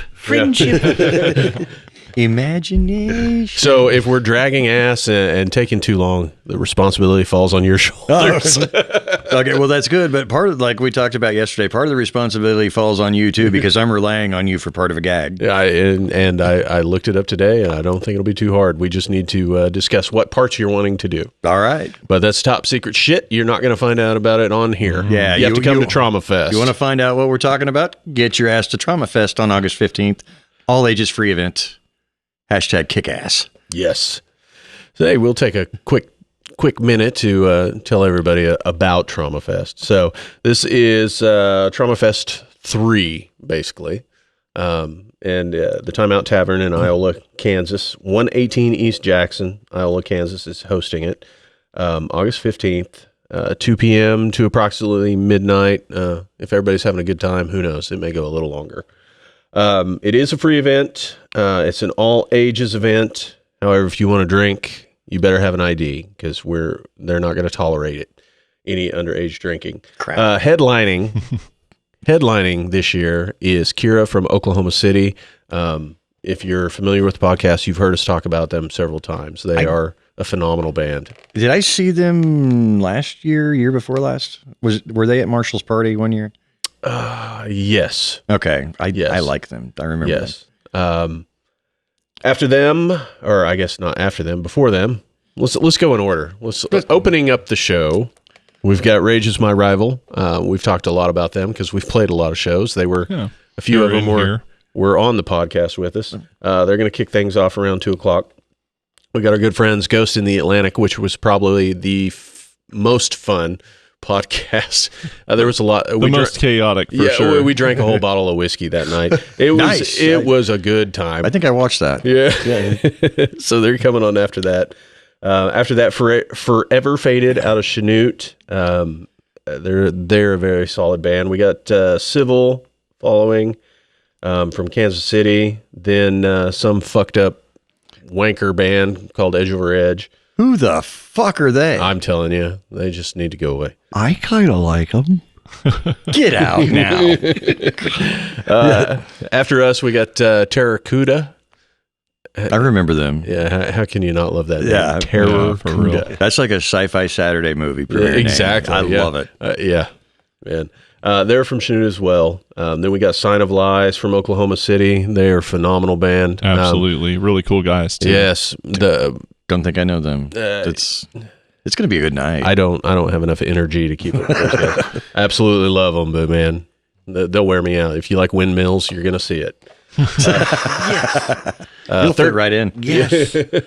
13 minutes from Tulsa. I have yet to check them out live, but their music is really good, so we're excited to check them out. And I know every time they post something, it pops up in my feed, and I watch like every video. That they are an amazing band. Yeah. Everything they throw up is awesome, so I am excited. Not that the other ones aren't; it just doesn't pop up. And the 13 minutes is amazing. Everything I've seen by them.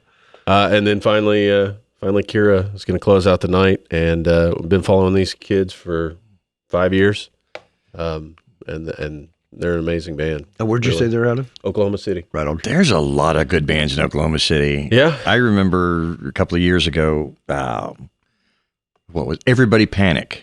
Yeah, and they're still around. They are? Yeah. Good. That song, Bullets, is still one of my favorite songs of the last 20 years.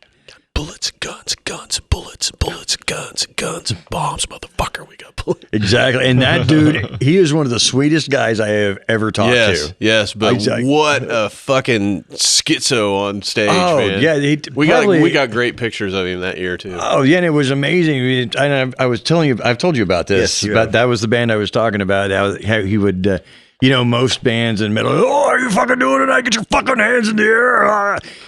In between every couple of songs, he would just look out of the crowd, hi, and just kick right back into it, everything crunching. I'm like, oh, that is fucking amazing. And we were standing there, rain was pouring on us. We didn't give a fuck. It was awesome. Dude's got a jiu-jitsu dojo in Oklahoma City. He had that look. Nice. I had a feeling. That explains where all that energy comes from, too. Yeah. Or the energy and the positivity and even a sense of humor. Very, very, because when I talked to cool him, guy. I talked to him after his set, and he was like really all just calm, then just walking around like nothing was going on. was like he was reviewing some of the pictures. He's like, "Oh my god, I suck." You know, like you're fucking awesome. I don't know what you're talking about. He has one of the most amazing stage presences I think I've ever seen. Yeah, I mean, it's just like, if you and let me reiterate, let me just point out right now, he does not. But if you were to feed a 6-year-old like an ounce of meth. That's what this guy is like on stage. He does not do that shit. No. He's a very centered individual. Yeah, but if you talk to him off stage, it's not to the point of like monotone Ben Stein, but he's got that just a focus. Yeah. And very cool guy. That's called harnessing your energy.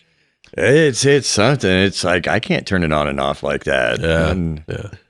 That's what he said is there was one picture, man. You could see all the veins coming out in his neck, riding up the side of his face into his forehead, and just this fucking rage. And he immediately commented on that.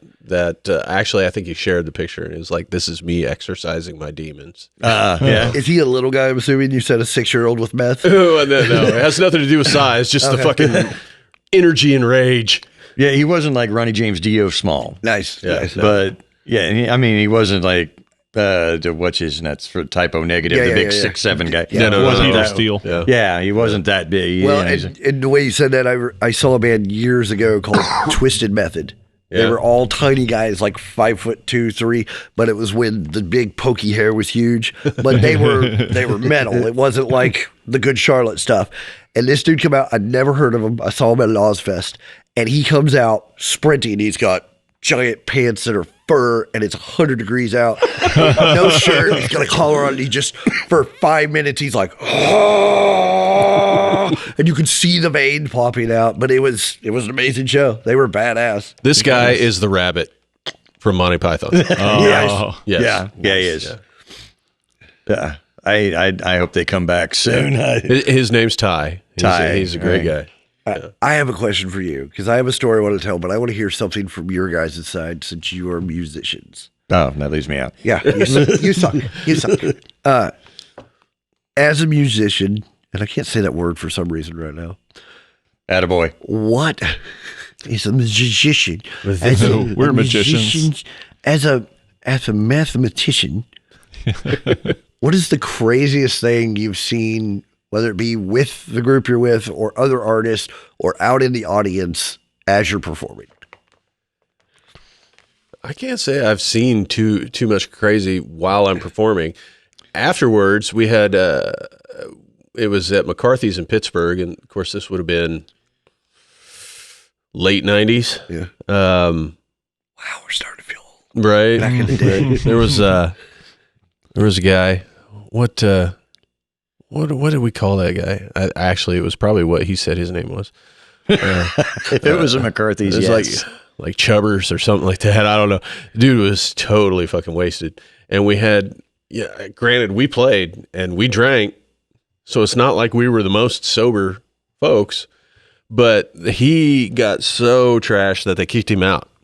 But back then, McCarthy's had the little patio area, that was fenced in, but where we were, was elevated. Yeah. Okay, so he's on the other side of the fence down on ground level, and he's just, but we got it all on video. So there's like 30 minutes of this guy, and he just won't fucking leave,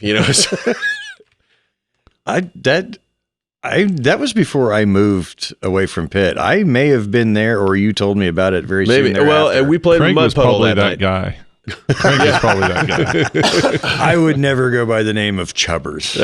That's a bunch of shit. I got a friend that still has the video. I think it's on YouTube, actually. Mr. Sparkle Tits, maybe, but never Chubbers. I just hear you using your Sean Connery voice, calling yourself Mr. Chubbers. Say it. That's Mr. Chubbers, you dolt. I knew it. I think for me, probably just fights. We, it doesn't happen a lot, but another band I was in playing at Angelo's Tavern. I probably told this story. If you've heard it before, I apologize. But playing at Angelo's Tavern in Bartlesville, and the stage is not much off the ground, and a fight traveled up on stage, and I was really proud that we didn't stop playing. We were like trying not to fall over. They're rolling around on our pedal board, switching effects and shit, but we got through the song somehow, and I was just like, holy shit, that was awesome. That's crazy. That's great. And you were the last line of defense in the back on the drum kit. Oh, actually, I was playing guitar and singing, yeah. Oh, yeah. okay. They were rolling around like almost on top of me. I guess I didn't know you in that capacity. Right. Yeah. Oh, I'm looking forward to TraumaFest, and not just to do a cheap plug. I really am, because I haven't been to a lot of shows in like the last 10, 15, even 20 years where rock and comedy have mixed. This is like a throwback to the 80s. Well, unless you see Jim Brewer. That's amazing with him opening for Metallica right now. Yeah, and with him with the full band and everything behind him doing his shit. But no, this is like a throwback to the 80s with, comedians at least opening, if not, and us getting a chance to go in between the bands like that. I think it's going to be great, because we're super stoked about it.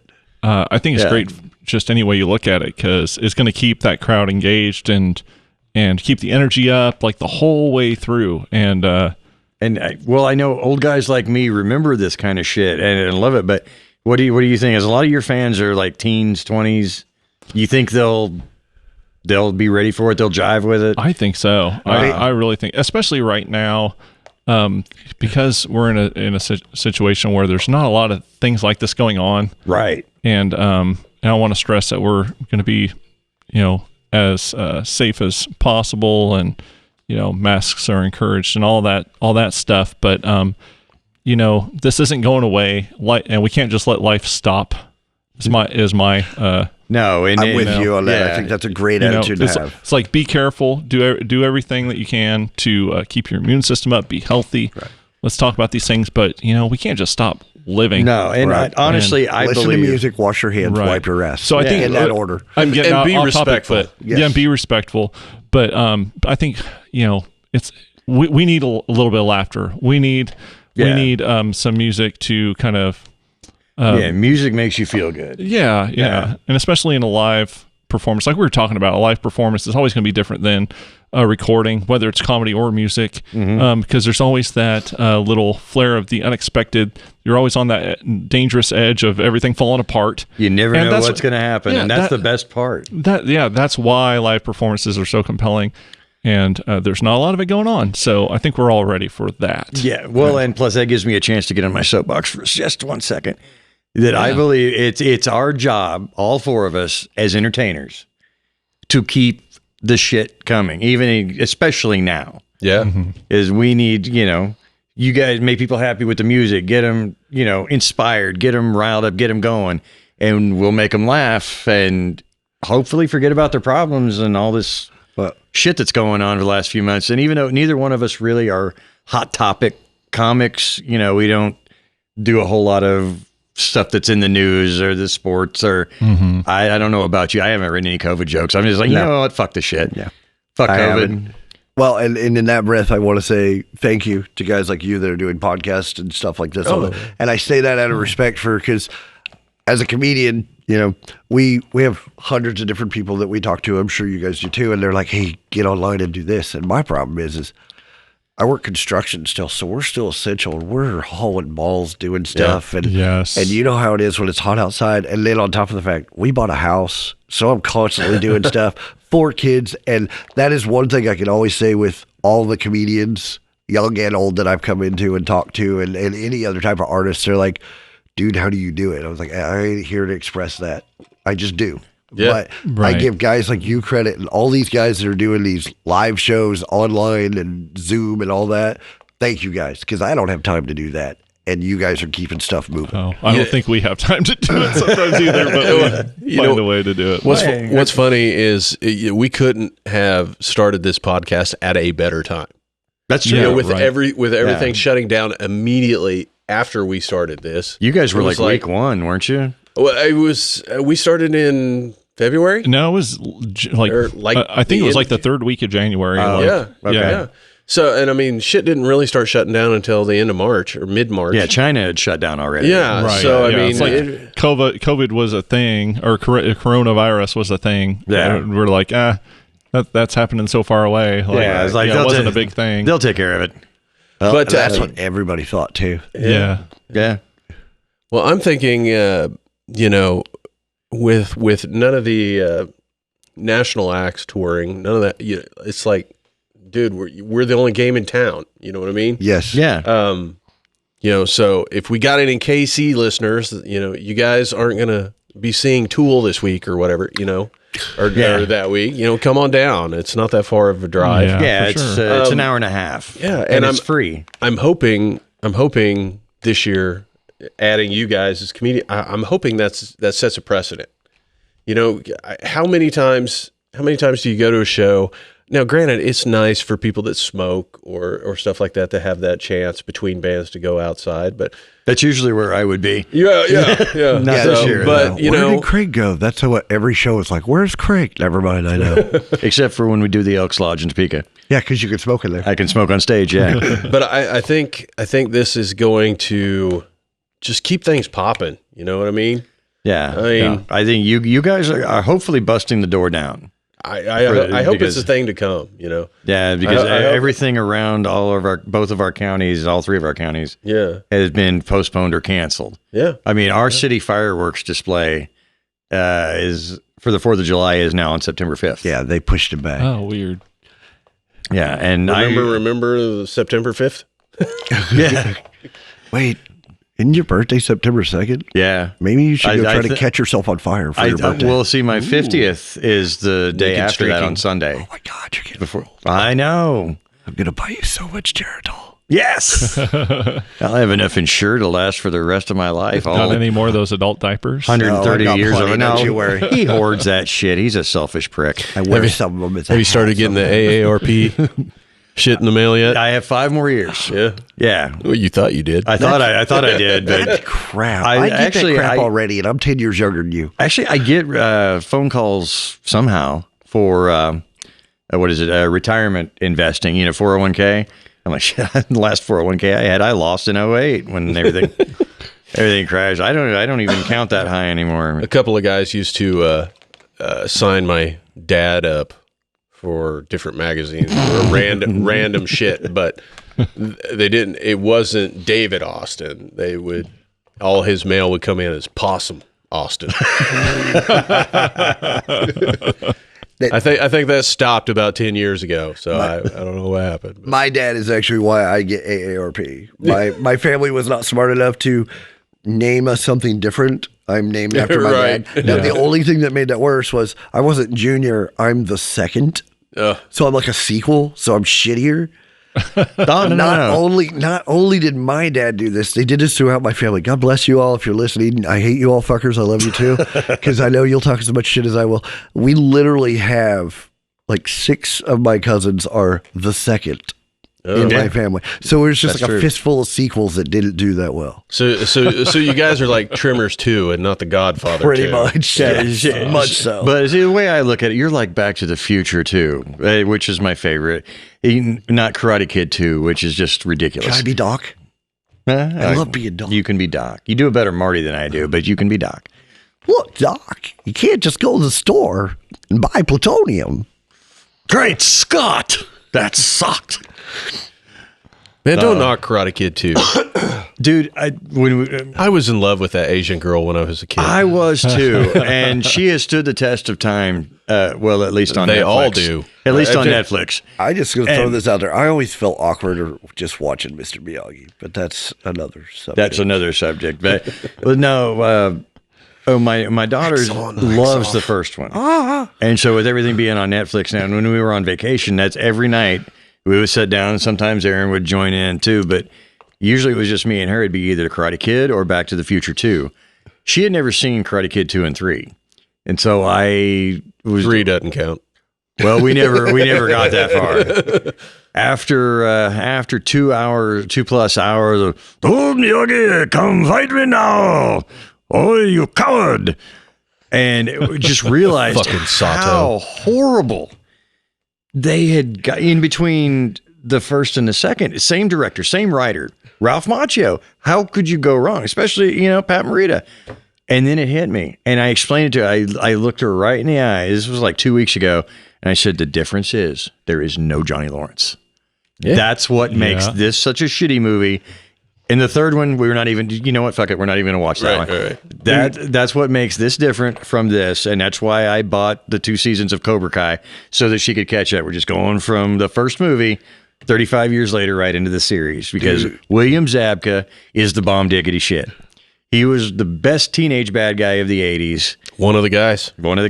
I love your Miyagi, but every time you make that face as you're doing it, all I picture is Heimlich from A Bug's Life going, I'm a beautiful butterfly, as you do Miyagi's No, voice. that wasn't Miyagi. That was Sato. My fault. Miyagi's a lot quieter. Sorry, I got sidetracked by your Heimlich face. Come out from Miyagi. Come fight me, coward. I just figured it out. And straight up, the same face you make for your O face. That's why it turns me on. Oh. Yeah, you mean when I said, "Oh, butterfly"? Yeah, that face. There's a lot to be said for music and movies, and bringing back memories and shit like that. Especially for, like, they talk about dementia patients and stuff like that. They're triggering different stuff like that. Before he started doing that, I could not have told you that fucker's name was Sato. yeah. As soon as he started doing it, fucking Sato. Fucking Sato. No, yeah, and exactly. when you said that, you'd be able to see it when you play it back. I know I looked like, what the fuck? So because I didn't remember the name either. I was just gonna get a hand drum out and start going back and forth. drum method. Now, granted, Karate Kid 2, that was a lame ass move. The fucking crane kick was badass. Right. The shit. Yeah. Yeah. Well, I mean, It's come like on. A fucking ninja drum. When you look back at it through the years, though, you got the crane thing. It was just a jumping front kick. Yeah. In the real world, Johnny would have blocked that and knocked Daniel on his ass and won the tournament.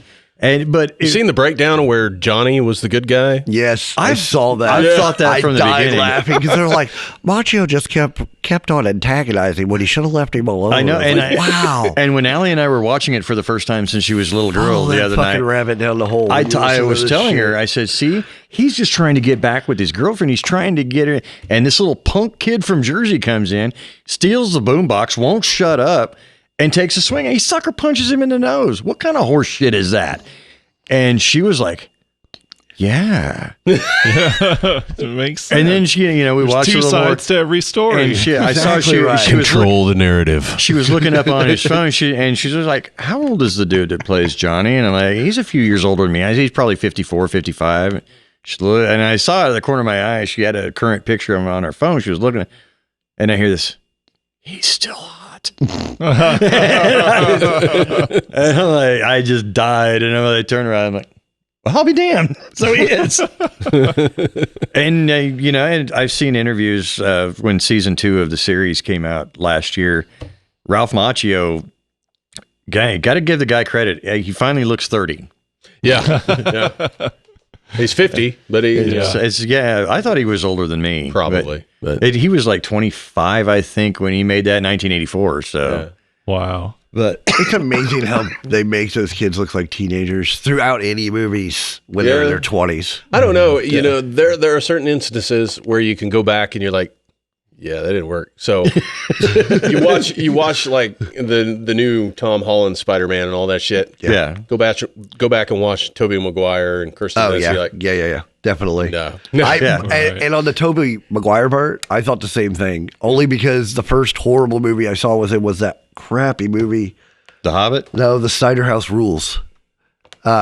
And see, nobody knew what I was talking about. I know about the movie, but I don't think I watched it. Yeah, I've heard of it. He was supposed to be like a teenager. It was set during slavery. I don't know the idea. I don't even remember. I saw it. It wasn't actually a bad movie, but he was supposed to be like 16 or 17. And in that movie, even I'm like, dude, you look like you're 30 in this movie. And Ralph Macchio has been playing a teenager since the mid 80s when I think he was 45. Right. And then, like I said, all these years later, he was older than Mr. Miyagi, actually. Yeah. And now he finally looks 30, 35. So props to him for puberty, I guess.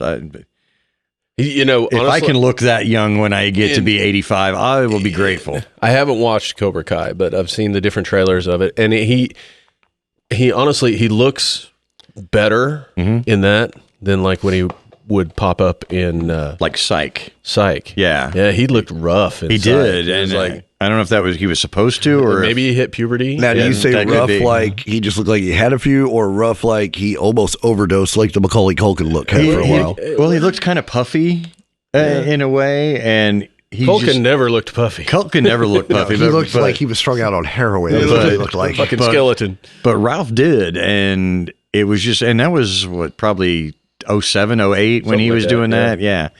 But now he looks, he's back in shape. He looks 30 again. Yeah. So, But bringing up Macaulay Culkin, did you hear he's going to be on American Horror Story the next season? I did. yeah, I cannot wait. This is news to me. And see, Wow. Actually, with the stuff he's done when he's looking all cracked out, I find him more entertaining as I did as a kid. Oh, those YouTube shorts are amazing. I've only seen a couple of those. There was a movie that came out, and don't get me wrong, I have to watch a lot of chick flicks with my wife because I'm a nice guy like that. Sorry. There's a movie called Saved where he's a kid in a wheelchair. He's like the younger brother, and she's trying to bless everything. And the negativity and just the social asshole sarcasm out of that dude in that movie was fucking awesome. It made the fucking movie because he was a complete dick. And it was great. Is Mandy Moore in that? Yes. Okay. That is I know which That one is you're correct. talking about. I haven't watched it. Now I need to. Yeah. And, speaking of that, everything comes out of his mouth with a dick. I got to pimp this. I don't know how many of you guys have heard of it. I got introduced to this when I was in Wisconsin a couple of weeks ago. It's a Canadian sitcom. Been on for like 4 years. There's 8 seasons. When I got back home, I binged watched like 55, 56 episodes, half-hour episodes in 4 days. Yeah, I didn't sleep much. But it's called Letterkenny. And it's probably the funniest thing I've seen on TV in like 20-some years. And It's fucking incredible. yeah, there's puns, there's wordplay, there's... It's I don't even like know. extreme Canadianism, but negative. Yeah. They just fucking ride each other left and right. But it's Hicks so and dry. preachers and tweaker drug dealing dancers, and there's hockey, there's bare knuckle brawling. I mean, it's got everything for everybody. But And it's delivered so dry. just so dry, like And so awesome. Canadian. makes Monty Python And it's look called like Letterkenny? Yes. All right. I'm Letterkenny, gonna have to one find word. this. I'm gonna have It to is find this. so amazingly kick-ass and awesome. It should be called Letterkenny Loggins. Well, it is so much the bomb diggity. It should be called Letterkenny Wearing. And anytime Craig talks about It is so well written, it should be called a Scarlet Letterkenny. It's so fucking funny. It should be called David Letterkennyman. damn, you're good, Dad. It's so tough. It should be called Letterkenny to Iwo Jima, directed by Clint Eastwood. Yes. No, I got nothing. It's I the can't keep that train funniest. rolling. The funniest thing I have watched in probably 10 years since Psych. I think. was- Yeah.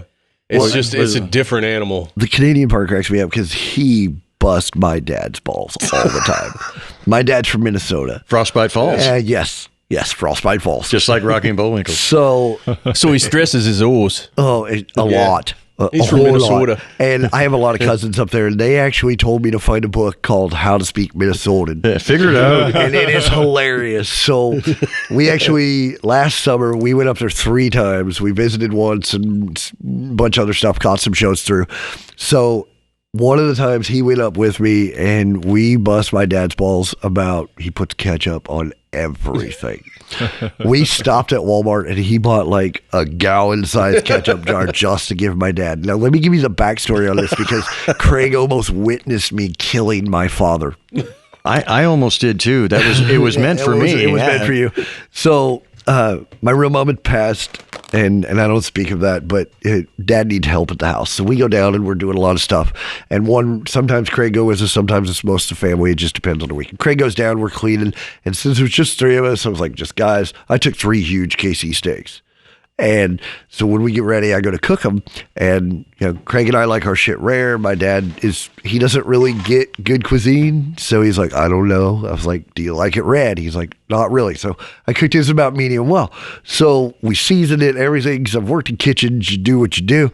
And we separate them out. Of course, Craig's and ours are done first because they're so light. We set them out. I turn around and my dad. I know where this is going. Yeah.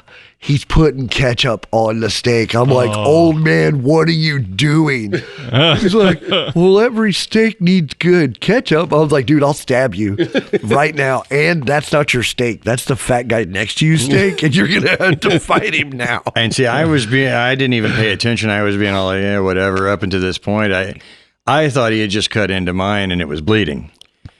And then he hands me because all of a sudden he's like, wiping it off of there, and he hands me this. I'm like, what the fuck did you do to my steak? He's like, oh, I'm sorry. What are you talking about? I just gotta. Well, you put ketchup on it. I'm like, oh yeah, figure it out. Yeah. So how you gonna fuck that pig now? There. Oh, we bust his balls over everything, D. So for the next 2 years, on any holiday, Christmas, his birthday, whatever. Our trip to Minnesota, I got him a gallon of Heinz.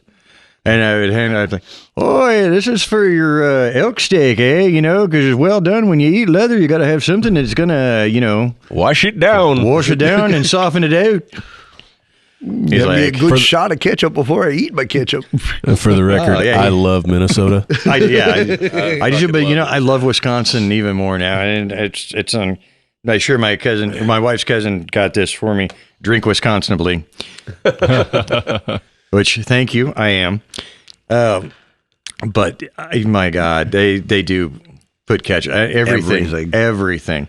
But I found that, and it happens around our place too. But I've noticed, and my daughter's the same way. But she has me cook her steak well done, so I don't bust her balls about it too bad anymore because.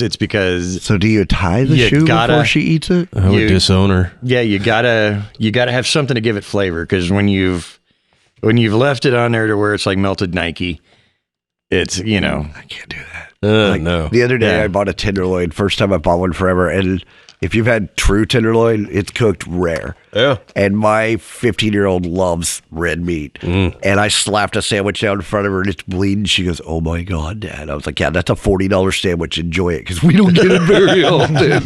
I mean, I get my steaks rare. So by the time I'm done with the plate, the baked potato and the garlic toast, they're fucking brown because they soaked all the blood up. Yeah, exactly. Yeah, and that's the way you do it. And if you do it right, and I will give him credit for that. I give him so much shit for breathing and everything else. But that Valentine's stand-up night that we were talking about earlier in the show, he cooked for me that night one of the top 5 best steaks I've ever had, because he knew how rare it was. It's like a minute each side, flip it twice, just to get the good grill mark on it. Yep. Yeah. And it's like, let the fire look at it. Yeah. And it's like when I cook stuff at my house, I've learned to wait to put mine on. Otherwise, it's just sitting off on the cold side of the grill, not doing anything for 15 fucking minutes. Right. While everybody else is cooking. It's getting smoked a little bit. Yeah. It's keeping the flavor, getting a little bit more marking on it. Well, don't you know you put ketchup on it and keep it warm?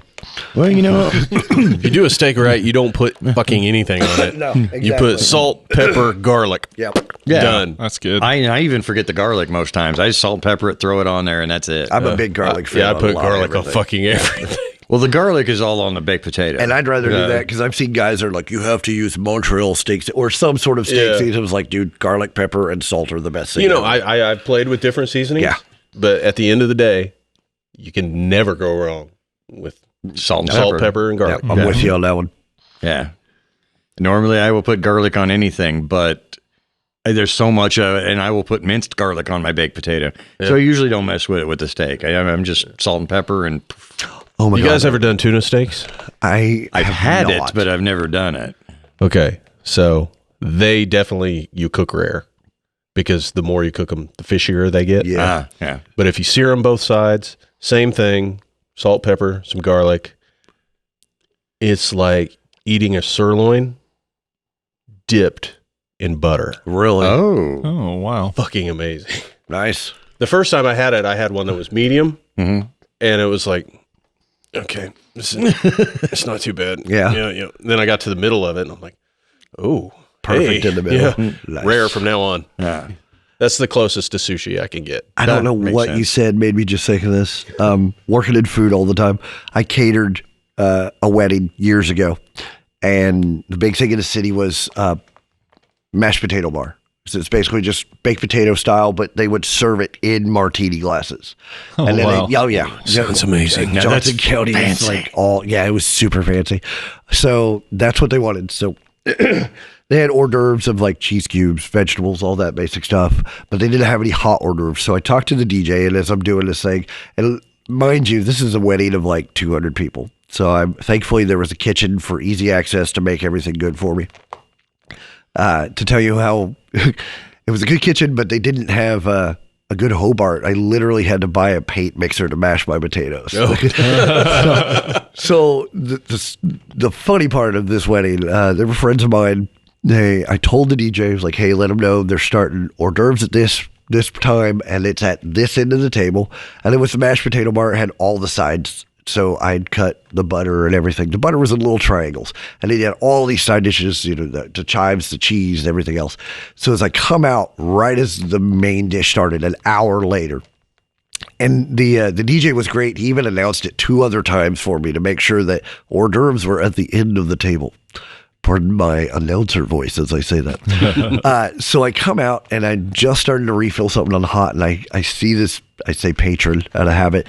He sets his plate down. He looks at the guy next to him, and I noticed he just put his hand down. And I was really good about keeping a face when people say stupid stuff, because you deal with a lot of dumb people through my life. I hear him go, that is the worst tasting cheese I have ever had, because he had just set a triangle of butter down. Oh my God. So I literally had to set what I was doing down, walk out. I'm laughing in the kitchen. I go back out, catch my couth, go back out and do whatever. So I'm talking to the bride and groom later. I know them really well, and I'm talking to their bridesmaids, and I'm telling this story. And as I'm finishing telling this story, one of the bridesmaids' boyfriends walks up and goes, I was the one that ate that butter. And I'm like biting my tongue for half a second, and she just looks at him, one of the bridesmaids, and goes, you're a fucking dumbass. Ooh, I almost felt bad for a second there, because it was hilarious. So I discovered a fucking game changer last week. Normally we make you make tacos. You get the taco seasoning, you do it in the hamburger, maybe add some onion, maybe add some tomatoes, But I wanted to take some bell peppers, cut them in half, and then stuff those peppers, because we're trying to cut carbs. Right on. So get rid of the fucking tortillas or taco What, shells. you or mean whatever. that half-ounce taco shells that never hurt anybody? Yeah, well, it was something. So then on top of that was white sharp cheddar cheese that melted over and held it all in. Yeah. But you know how fucking taco meat kind of goes everywhere. Yeah. Yeah. So I threw a thing of cream cheese in, and then like half a bag of Fiesta Blend Mexican cheese, shredded cheese. So that soaked everything up. Holy shit. Oh, nice. I will not make taco meat again without fucking cream cheese. Oh, that yeah. was fucking, I mean, it's not sour cream, but it was like this hint of sour cream in every bite. And I fucking love sour cream with Mexican. Yeah. That was the only reason I ever liked sour cream, because it was like, oh, this is, and it was, it was incredible. It's creamy goodness in every bite. So I tried it with what we have, Cafe Rio chicken. You do it in the crock pot Oh, yeah. and then pick it apart. And then I threw it in the skillet and put cream cheese in it. And it's good, but it's not a game changer. It's a fucking hamburger. The hamburger, yeah. Man. So chicken's not the same. No. Tuna wouldn't be the same. We did a variation of that before. It was like this bacon chicken ranch dip. Oh, yeah. And so it was chicken, bacon, ranch, and then cream cheese and all. That was really good. I think cream cheese actually somehow is a natural tenderizer, because my wife just chucked it in some chicken the other day. I was like, that doesn't sound right, because I'm big on sauces. Yeah. That might be the Midwest in me, because I'm a fat guy. I'd like some gravy with my gravy, please. And I didn't think it was going to be that great. Dude, she dropped out this giant chicken breast, and it just fell apart. And it was probably one of the better chickens. And I love you, Jen, wherever you are. She's like, it's the best cooking in the whole wide world. You know, the first time I even Exactly. Yeah, okay. I've messed with cream cheese and different recipes, but as far as just winging it, the first time I did it was the other night. So Brooke is dealing with abdominal problems she has for years. And some of the different treatments, her iron levels got really low. So I bought bagged spinach and, broccoli and different shit like that's high in iron. Yeah. And so we took chicken breasts and I took spinach, ranch, and cream cheese, melted it, and then stuffed the chicken breast. Oh. And so that kind of got me to playing, because that was fucking amazing. But that got me to play. And I basically when I was stuffing the peppers, I was thought, I don't want this falling all over the place. Let's throw some cream cheese in there. And I was like, oh my God. On the stuffed chicken breast, another cool way to do that is get the bigger ones, fillet them, and pound the shit out of them. Yes, then absolutely. put all that, and then roll it up because Yes. you get it in a different layer, and it's even more amazing. I always pound my breasts. And see, I just massage them. Yeah, no. I'm a Don't pound 'em. misogynist. If you want them tender, you pound them. Like Tarzan. I can't believe I'm the one keeping my mouth shut on this. Right? That's because your boobs are bigger than ours, and you're holding back right now. Yeah, but mine are solid. Ish. Mine are close to my belly button. Leave me alone. Whatever, A-Cup. I got 2 outies and 1 innie. What are you talking about? We're going to be pounding them here in a minute. So, damn it. And I'm the bitch again. So we got sidetracked earlier, and because I asked you guys the question about your favorite weird moments. Yeah. And this wasn't even actually in a stand-up show. This was at a metal fest. It was at Ozfest. What year? Do I you want to remember? say 03. It was in Okay. St. Louis. And the only reason I went, not that I'm not a fan of everybody that was there, was I wanted to see Marilyn Manson. I had not seen Manson. It's our time frames of shock rock, and Yeah. I wanted to see it. So me and my buddy go, and there was a bunch of crazy bands there. I discovered Cradle of Filth. Pardon me, I'm not even drinking. And that was the most retarded thing I've ever heard, in my opinion. I apologize, because he comes out and he's like, fuck the Christian, fuck the Jews. I'm like, whoa, take a lozenge and take a breath. And we walked away. I didn't see that. Yeah. So It's like it a was, fucking mogwai. it was weird. So the place we were at was set up like, if you know Casey area, like Sandstone is. It's, it's grass up top, seats down low. And there was 3 stages. It was a great show. That's where I saw Twisted Method, the band I was talking about earlier. Yeah. For like 20 minutes. And I swore he was going to pop a vein. So we know Manson's coming up. We go up. We get close to the edge. And, of course, it's 2003. There's emo and goth everywhere, whatever you want to call it at the time. And there's this small group of 15 girls, maybe 5 foot tall and 90 pounds each. And they all look like they're going to die in the sun because it's so hot out. And that if anybody big got close, they might pick them up and eat them. They were just ready to just wither away. Wondrous. And I'm waiting for Manson to come on, and you hear it come on, you hear the big intro, and it was like a switch. Like, I thought I was at like a Backstreet Boys concert. Those chicks are just like, they were all screaming and jumping for the whole 50-minute tease on, and just constantly up and down, not a stop the whole time. They're bouncing and screaming, and as soon as he stops, they all were just like, my life is over. And I was just waiting for one of them to slit their wrist because they were done. Oh my God. And the best thing I learned from Manson that day was I found out where the echo in Beautiful People comes from, because he's got 3 strippers on stage with him that are butt naked, and he takes that wireless mic and pops it in a cooch and starts singing Beautiful People. And I swear to God, that's where the echo is coming from. I haven't seen Manson. I'd love to see Manson. I saw him It is worth it. about 15 years ago. And that's the difference between your generation and mine. I know it was only like a decade, but I just can't get I can't get behind Diet Alice Cooper. Oh, the Antichrist Superstar tour was when I would have loved to have I seen. mean, it. I'm not saying he doesn't have good songs. I like some of his songs, but as far as his stage show goes, Was he on the stilts? Part of it. When I saw him, he was. And Yeah. when I saw him, he came out. He wasn't on stilts at that point, but he had these like giant arm extensions and Right. was just flopping around. I mean, it was well worth it. Well, It was when I kick-ass. saw him, it was his first headlining tour, I think, and it was a small club in Joplin. I mean, John Five still played for him Oh, before he left for Zombie, I think, was it? yeah. Yeah, That's and so- weird all the way around because he's fucking incredible. Yeah, he's But, a you know, genius, but You got a paycheck. yeah, that was I think when Cake and Sodomy was not really like a single, but their biggest hit. Oh, it was a great song. It's still one of my favorites. Yeah. I have a question. You asked him a question. I'm going to ask a question. I know what Do it's, you like cake and sodomy? and is it in that order? No, No, it's in the Followed other with a order. little stink fist? knuckle deep in the borderline. See, you know how to treat a lady. Yeah. Shove a burger down their throat and everything's fine from there. And I just thought the And buffet then pull it was out the other answer. end.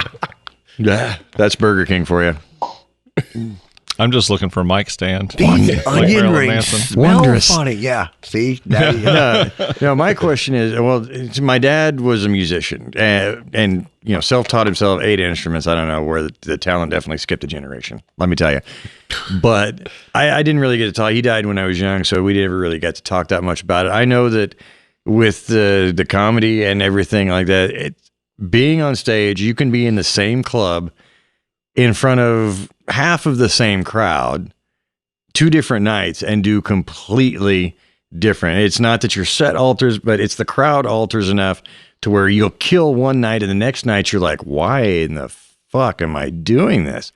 And I was wondering if you guys had that same experience as musicians where you know your set or you know what you're going to do and you go out. Sometimes I know you guys jam with it sometimes, or at least it sounds jam wise, whether it's intentional or not.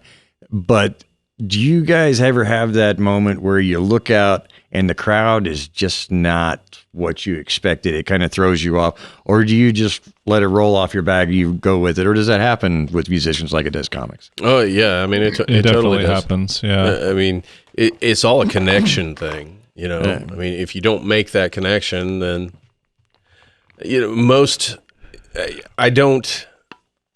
I can't say that we've ever run into any hecklers Right. like comedians would. Yeah.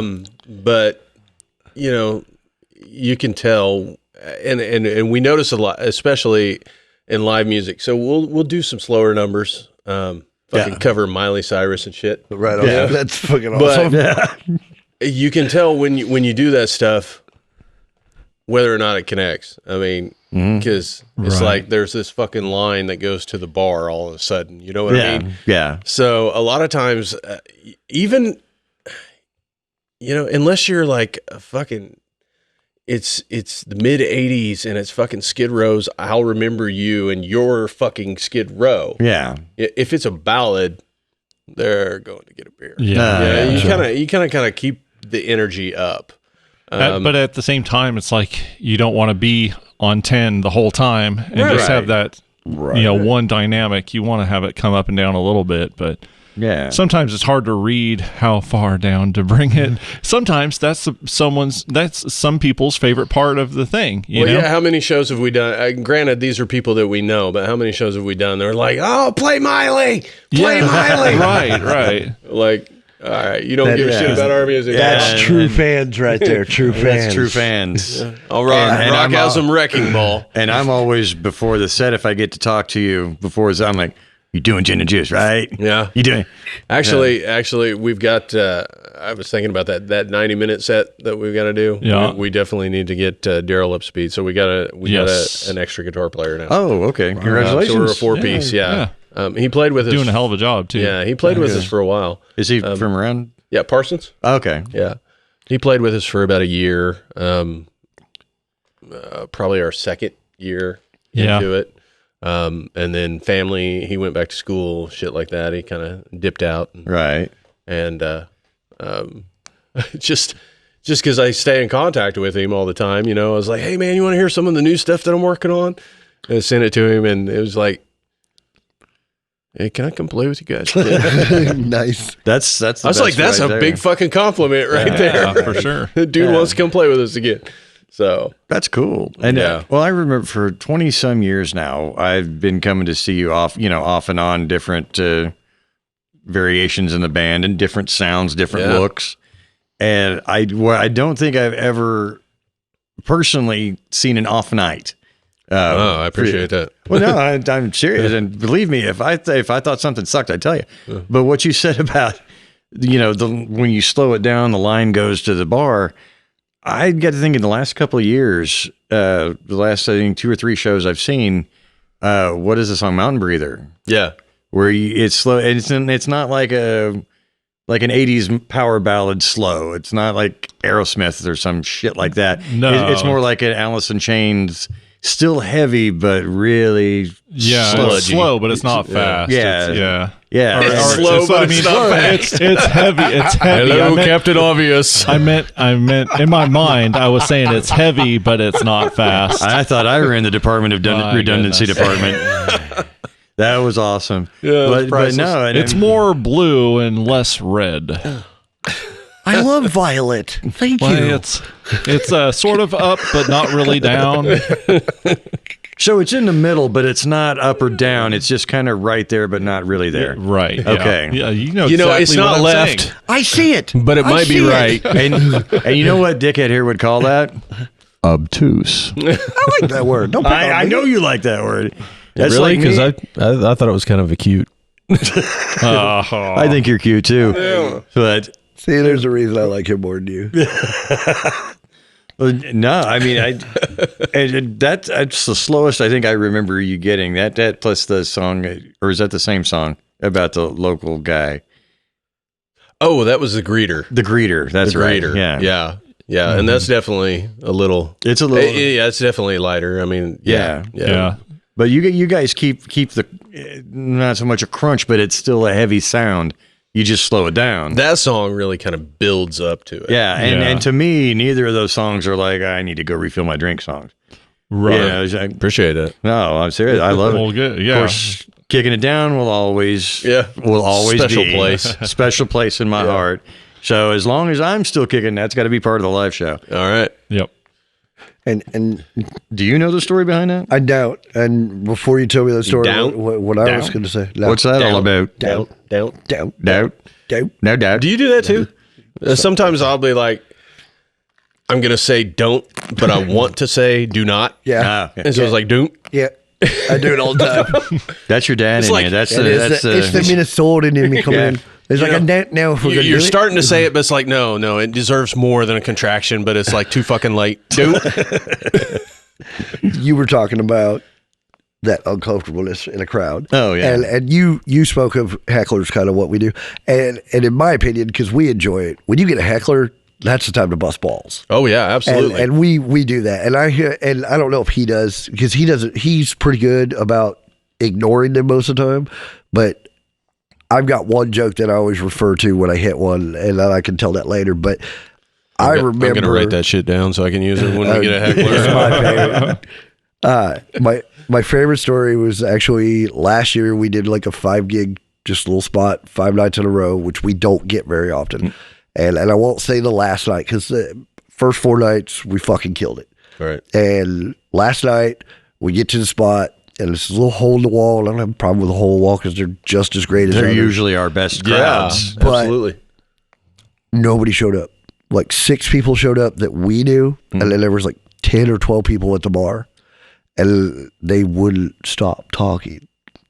And so, and normally at small gigs like that, one of us has to run the door, so we switch back and forth, and he went on first, and I'm like, man, these guys won't shut up. And I even had one chick come in, and she's like, well, I'm just here for a beer. Can I talk to the owner? I was like, you know what? I'm not even going to argue. Just go drink your beer. Right. It's not worth the effort. Right. Right. And because 3 of the other people or 4 at the bar had already pulled that on me, and I'm just not fighting it.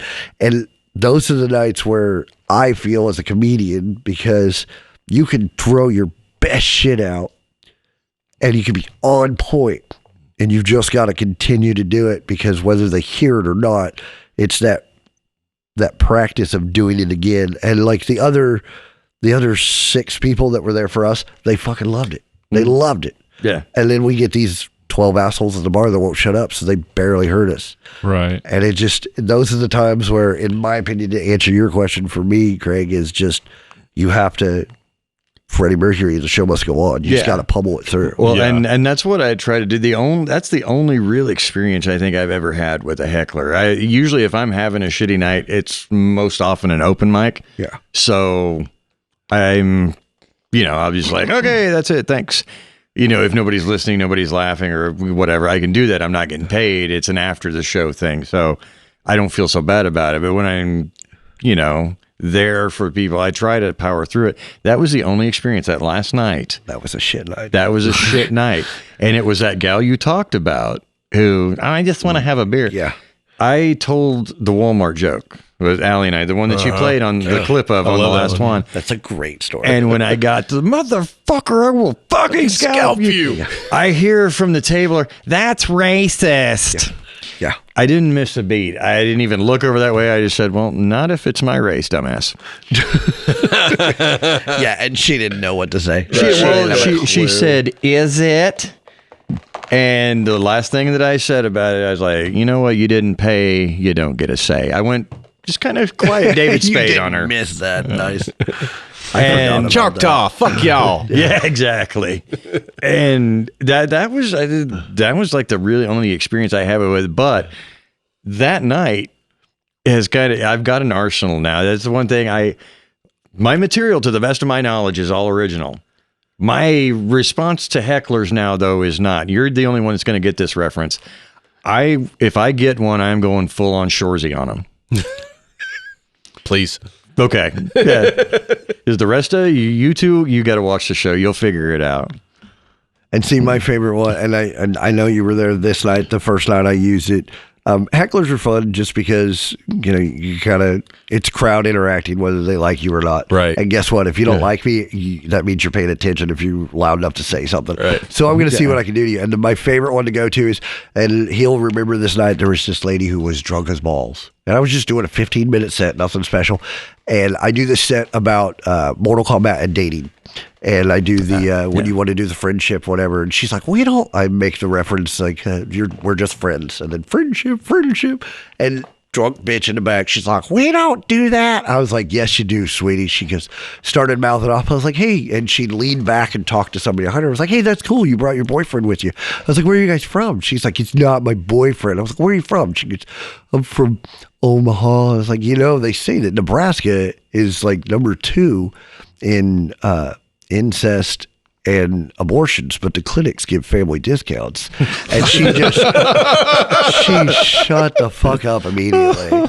And the only thing that made that night even better was we stayed for the open mic at that place, and she got up stage. She was drunk as balls, horrible, but her buddy was gay and just did nothing but bash her while he was on stage. I was like, maybe you guys, it's a good thing you're not. And they were lenient at that place as far as open mics. If you were getting laughs, they'd let you go sometimes 10, 12 minutes. Yeah.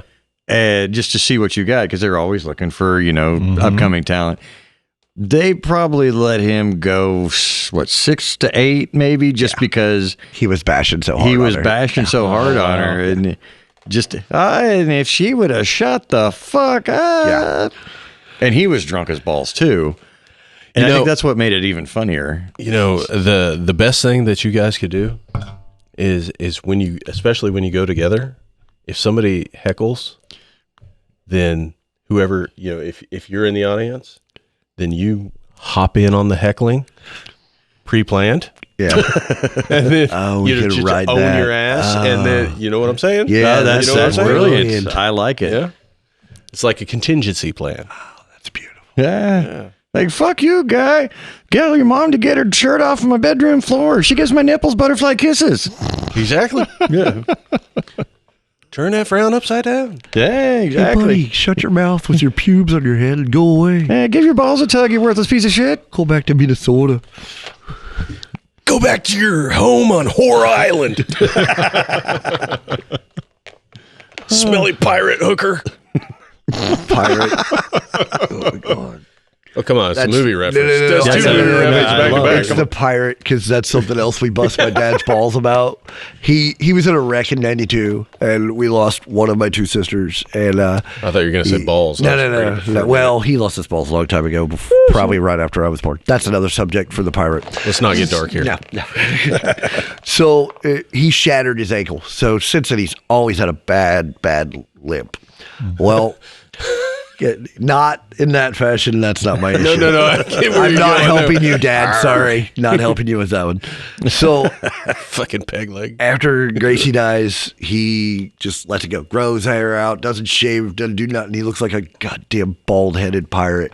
And the limp on top of it everywhere. And everything's white. Yeah, and he's Irish, so he's got the crazy wiry crap that comes out. Oh, it's horrible. And it's to the point, like, even my kids, because we do it all the time, he shows up and we talk like a pirate to him. One show we're at, my boy's 6. He was probably 5 the first time he did it. He goes, "Aye, Grandpa be here." I was like, yes. You need to teach him to talk to your daughter, one of your daughters, and be like, "Hello, Poppet." Oh, she loves it. Yeah, tell her. So he's so used to Craig and I busting his balls. One show we're at up in Topeka, and I'd stepped out. Yeah, we were both on the bill that night. Yeah, and we couldn't have timed it any better. And Dad, once Gracie passed, Dad does everything he can to be at any show he can, which is great. I love my dad's supporting. He's out doing stuff. Awesome. I love it. So he steps out, and we're in the middle of bullshitting with somebody, and he looks at us, and both of us are like, "Aye, there he be." And he turns, he laughs, and he stops. As soon as he takes his breath, deep breath, good job, like timing was great. He goes, "You two deserve each other." Oh, yeah. Well, and not only that, he gets the Chewbacca award as best co-pilot ever. Anytime you go anywhere with him, he's sitting shotgun with you. Oh my God, I hate riding with him. And you know, he doesn't do the pirate accent, because every time I do, "You're a mouthy asshole," or something, you know, always to that effect. "You're a whippersnapper. Don't start none, won't be none. Don't start none, won't be none." He's like, but when we go someplace together now, because of this, whoever's sitting shotgun, it's always the pirate voice. The on-ramp be clear. You can be turning left up here in about 5.2 seconds. The left side be clear, but watch out for that one coming. It's a little fast on the uptake. Someone needs to make kind of mod for like Google Maps voices. But it needs to be like it needs to be like port and aft. You know what I mean? Yeah. "Aye, turn in 800 feet. Port bow side." The speed limit only be 33 knots in this zone. The fuck is a knot? "Aye, the waves be big. Throw back on the throttle." Wait, Dad, you had throttles on those boats? Yeah, but I got one on me, Harley. I'm sorry, it was a Honda Davidson, wasn't it? Yeah, it was a Honda. It was a Honda Davidson? Yeah. No, I love that guy. I've come to where whatever mood I'm in, I call him Mr. Connery or Pops, Patchy, Captain. Right. Well, and I guess at his age now, I can call him Admiral. He's been around a long I time. love Yeah. him so much. He's at that stage since Gracie has gone, like, he's going for younger pussy. I'm talking like he's after 20, 25. But the problem is, but he's falling for that crap online, like, send me money and I'll hook you up. Oh, no. I'm like, Dad, you got to Onlyfans.com. Yeah, exactly. Yeah. I'm like, Dad, dude, Pornhub is free all day long, dude. Calm the fuck down. So we're at a club one night, and out front bullshitting with people, and there's this cute little hefty girl. She's bullshitting. She tweaked a few back, and she's like, "Is that your old man?" I was like, "Yeah." He goes, "Well," and of course I've got hair, and he'd actually cut his hair. She's like, "Why don't you shave your head like him?" I was like, "Are you interested?" She's like, "I don't know." I'm like, "Dad, get over here now." I tried so hard, and I'm like, "Dad, I can get you later right now. Just do it." He's like, "No." I'm like, "Dude, you're chasing this crap that you're sending money to, and I can make it happen." He's like, "No, I'm good." I was like, "Dad, are you embarrassed?" Hey, he was faithful to He doesn't have to work at it. He was faithful to online. New It's like, okay. It's right here. She's already drunk. He was faithful Fucking to do new it, old mom. man. Come on. New mom had a certain bedtime, and he couldn't leave. At this point, he had a peg leg. He shouldn't be worried about popping his hip out. Son of a bitch. You go to the ER. What happened? I was thrusting too fast down the way. I hit a bit of a white squall. Paulie said pull out and I couldn't. It was too late. And then, B-boy, you had a baby brother. It's an echo. And this is so funny, like how modest he tries to be. Fucking one of the girls that he was spending the dumb money on, and I constantly said no. He goes, so I think she's gonna come to Thanksgiving. I was like, okay, no big deal.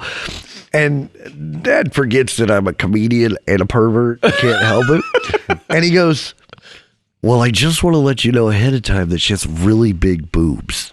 I was like, okay, Dad. You're like, please come to Thanksgiving. Please come to Thanksgiving. Please come to Thanksgiving. Wait for her to make some gravy. I'm like, Dad, no big deal. Why are you telling me this? He's like, well, I didn't want you to get caught by your wife looking.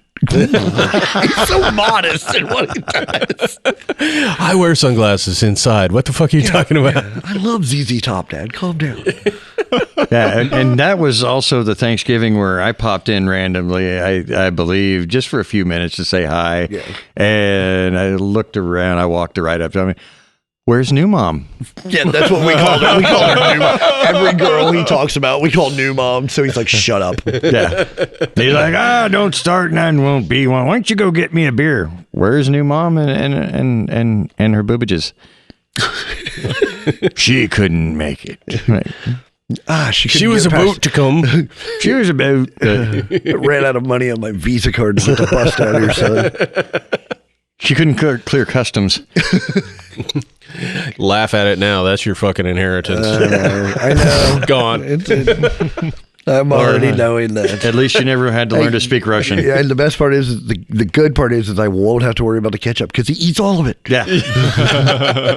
It's been a year since I bought him a bottle, so he's probably either having withdrawals or he's gone through a 55-gallon tub. He's in a pack alley going. With a turkey baster trying to pop it in. It's fucking great value, but I need it. It's all I can afford right now. Polly, land on the end. You got to push it deeper. Push it deeper. He gets a 32-ounce bottle and sprays it in the air and runs under it. Fumbling to open the little ketchup packs. It's like a fucking White Snake video with ketchup. He's trying to rip it open with his hook hand. I begin it with one. He spins it around, throws it in the air. He sprawls out on a chair, pulls the lever, and just walks. It's rain. No, never mind. Those leg warmings always get stuck on his peg leg, too. It's because they're not Argyle. Dick. Sorry, that's Rick's favorite color. It's not a color. It's a pattern. Sorry, I got really loud again. You're a pattern. That's one of my favorite lines from Braveheart at the beginning when his uncle. I'm your Uncle Argyle. Like your fucking socks? I don't remember that. You know what? I'm going to use that. It's like, it's not a color. It's a person from Braveheart. Yeah, that's right. It's the uncle from Braveheart. There you go. Brian Cox. I'm your Uncle Argyle. Argyle, yeah. And yeah, somebody brought that up to us. I was like, it's Argyle. I was like, you mean the pattern? They're like, no, the color. I'm like, no, it's a pattern. You take plaid, you set it sideways at an angle, and you take a couple colors out. No, that's Paisley. No, that's Brad Paisley. He's just gay. Oh. Paisley is just Andromeda in colors. So it's sperm-shaped Argyle. Yeah. Oh, okay. I'll go with that. That's why they have those at the Jack Shacks. Mm-hmm. Argyle is for Scottish people that like multiple colors and patterns that go. When do I get to see the goddamn sailboat? You stupid bastard. You stupid it's bastard. A schooner. There is no Easter bunny. That's just a guy in a suit. We have not sunk low enough yet. Oh, we got plenty of time. Oh, that's right. Well, if I knew there was a leveling off, I would have just dropped us there. But you got to ease people into it. Oh, okay. We have no limits. Other people might need a gentle lube. Oh, you're a lot nicer than I am. we need a Full speed ahead, buddy. we need a lube sponsorship like that small town What, like the Mentality ball podcast. wash or whatever? Yeah. They were sponsored by Spunk Lube. Spunk Lube. That's right. I guess we just Isn't need that to called recycling? Yeah, right. No, Okay, that's when I she know. gargles and spits it out. That's recycling. He thought maybe it was like wringing out the Yeah. jacket, you know, Yeah, before it dries into a piece of paint, artwork on your floor. Jackson God. Pollock. Oh my god! Oh my god! Did I ever tell you the story? Sorry, you're talking about rigging shit out. So one of the restaurants I work at, and you always got guys that talk shit. Any job, so the restaurants are just as bad as any. So there's this high school dishwasher, and it was at the time because I worked 2 jobs, 3 jobs at a time. So I'm working at a restaurant, and the big thing was like the high schooler's like, you know how I know you're gay? I'm like, how? And he's like, when I'm doing you from behind, you ask if I'll cuddle. I was like, okay, you know how I know you're gay? He was like, yeah, you do. And so he's always trying to one-up me. And for 6 months, he's doing this in 1 year, or 1 weekend, sorry. So we would run specials for foot-long hot dogs. And we had 3 left. I was like, all right, it's slow, so I'm going to do something. So I pulled the guy aside. I gave him $10. I was like, hey, I need you to go over to the grocery store because there was one right next door. And I just found something stupid on the pack that's on every package, and just MSG or something. And I was like, just make sure it's the quarter pounders because we've got a party of 12 coming in and only got 3. So grab 2 packs. So he comes back with it and whatever. I get change, and I was like, he's like, so what are we going to do? And he was like really adamant, like he was going to help. He was cool about it, like hook, line, and sinker. So it's like, so we're going to take this hot water and we got to make these hot dogs the same length as these. And I'm like, so you just got to squeeze it, and I'm twisting it all like straight porno style. But I kept rotating quickly. I'm like, and then roll it and squeeze and roll it and squeeze. And then my buddy that was over on the grill, I said at some point, holler. And he goes, hey, Rick, come here. I'm like, all right. So 20 minutes, this kid is like squeezing and rolling. I'd walk out. I'm like, no, you got to squeeze more, less roll. You dip it in the hot, make it all sloppy. And, he did not get it. He fell for it. The waitresses are taking pictures of this guy squeezing these quarter-pound dogs. And this kid was so mad at me, he never tried to insult me again after that. He was so pissed. There was in when Quentin was in high school, and he's my oldest, and kind of co-hosts this occasionally. He's an overnight worker, so if it's not on the weekend, he can't make it. His excuse for today, I'm not sure, but He doesn't anyway, like me. Yeah, he probably tied a good one on last night and didn't. I but, can't say as I blame yeah. him. Anyway, for a while there. In high school, he worked at a funeral home and Subway. And so when he got the job at Subway, I was like, don't mix that shit up. Yeah. He's like, we got another spicy Italian. I was like, watch out for the cold cut combo. So, Oh, Lord. Would you like vinegar and oil on that, sir? right?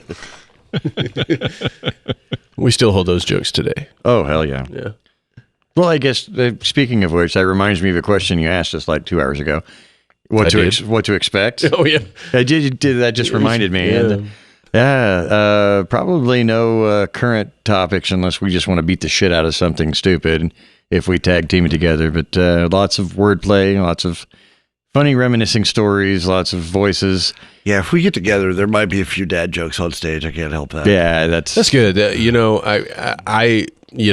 I always enjoy dad jokes. Well, yeah. There are 1,001 different jokes that I would laugh my ass off that are political. But I'm like half of the people that would laugh. You know what I mean? So, yeah. Right. yeah. Well, as a comedian, Choose your target. As a comedian, there's sometimes you just have to look at the crowd and go, these aren't always for you guys, just so you know. Yeah, right. yeah. Because I know that You know what? I'm fucking laughing.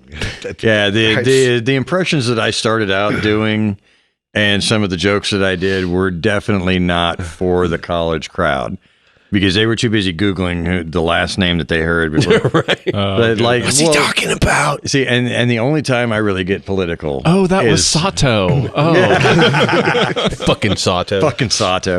It is the Perot bit that you heard. Yeah. That is as political. I was being honest. That is as political as I get. Yeah. I love his Perot, especially when we're on the road. Yeah, see, I did it again. I couldn't get the word out. I fucked it up. When we're on the road. Yeah, but that's not apostrophe. I don't know what the fuck you're I know, doing. that's what made it worse. I tried to make it say at the end for road. We're on the Just throw some road. extra syllables in there. Road. It was funny, man. You gotta kind of look at your audience like, they ain't gonna know who the fuck that is. Yeah, and that went through quite a genesis in the last 2.5 years when I started. Is it went from actually doing Ross Perot jokes and getting nothing out of like anyone besides him or over 50. And What would be great though is if you get that one person that is like Ross Perot, because they'd be out there going, yeah, but I switched it up, and I would tell random stories about, my Uncle Bill, who had more of a Scottish accent than he did, but I would get the Perot voice on stage through him, and it would just be nonsensical shit. Even I would take what Dana Carvey did and go try to go 3 steps beyond it. right. It's like, well, I went out to the garage to pick coconuts the other night, and I ran into the zombie squirrels who told me the Captain at the Neil concert had been canceled. Now, what the fuck am I supposed to do with that? And just random shit that I get. And then when you taped it, I had made it political, Right. but not political, if that makes it. No, it's like 30, so it's not, it was it's like not, 30 years removed. Yeah. Yeah. Kind of. I poked fun at both sides. Right. And I used a dead man as a candidate. Right. So I think I pretty much hit all the right and wrong chords at the same time. I you know what? I'll say it right now. This country would be in a completely different place had that motherfucker won. Oh, yeah. Yeah, completely. yes. Yeah, I agree with you wholeheartedly. And I seriously doubt it would have been worse. No, it would have been a lot better. Yeah. And as many times as he said it, you know what? I'll write a check. And you know what? That would be nice to see actually somebody do that. Here's a check, $4 billion. Rebuild your community. Now, if you decide you're going to riot after that, that's on you. Right. And I remember that when we started switching up, because that's one thing we have to fight a lot. Like you said, is the crowd going to get that? Right. And that was why I've said it 100 times, we work great together when it comes to writing because we bounce so much shit off of us.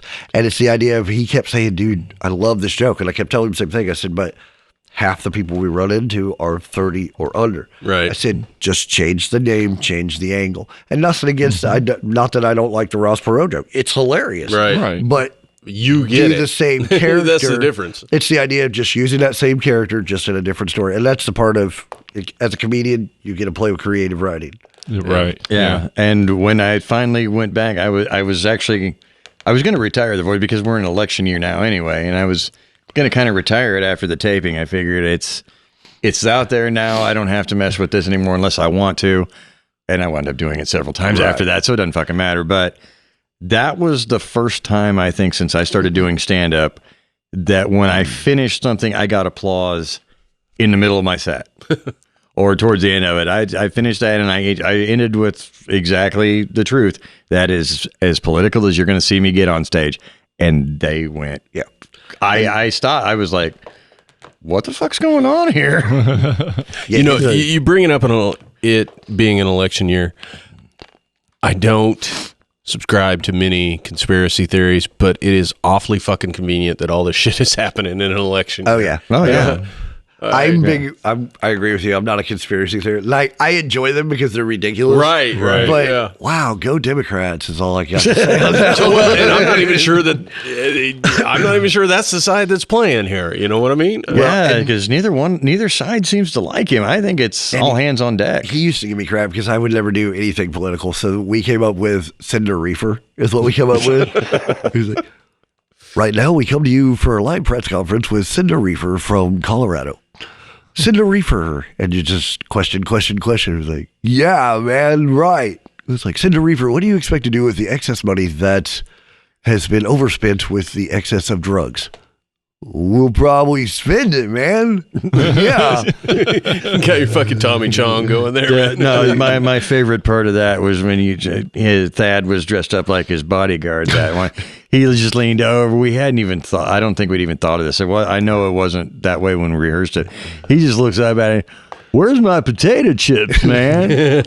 And he starts playing with his lip like. Dun, dun, dun, dun. And it was his ear because it was his ear. He was like yeah. out in front as my security guy. Yeah. So it was like, hey man, Dave's not here, man.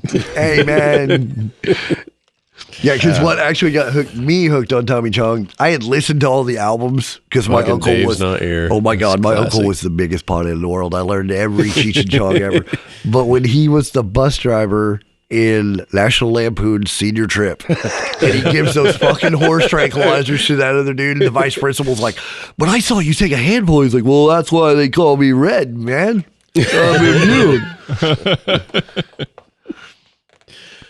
Oh shit. That was good. Yeah. I missed that movie. Oh, I'm thinking Euro Trip. Never mind. That was a good one too. That was a good one. Dave's Except not for the here, nude man. beach. I could pass on the nude beach. Yeah. Like, oh. Oh, Matt Damon's best role. I don't know. He was pretty good in fucking Ragnarok. Yeah. That is true. Yeah, I wouldn't have caught that if he wouldn't have pointed that out to me. Fucking Sam Neill playing Odin. That was fucking great. Oh, yeah. Oh, A little God. blue boy.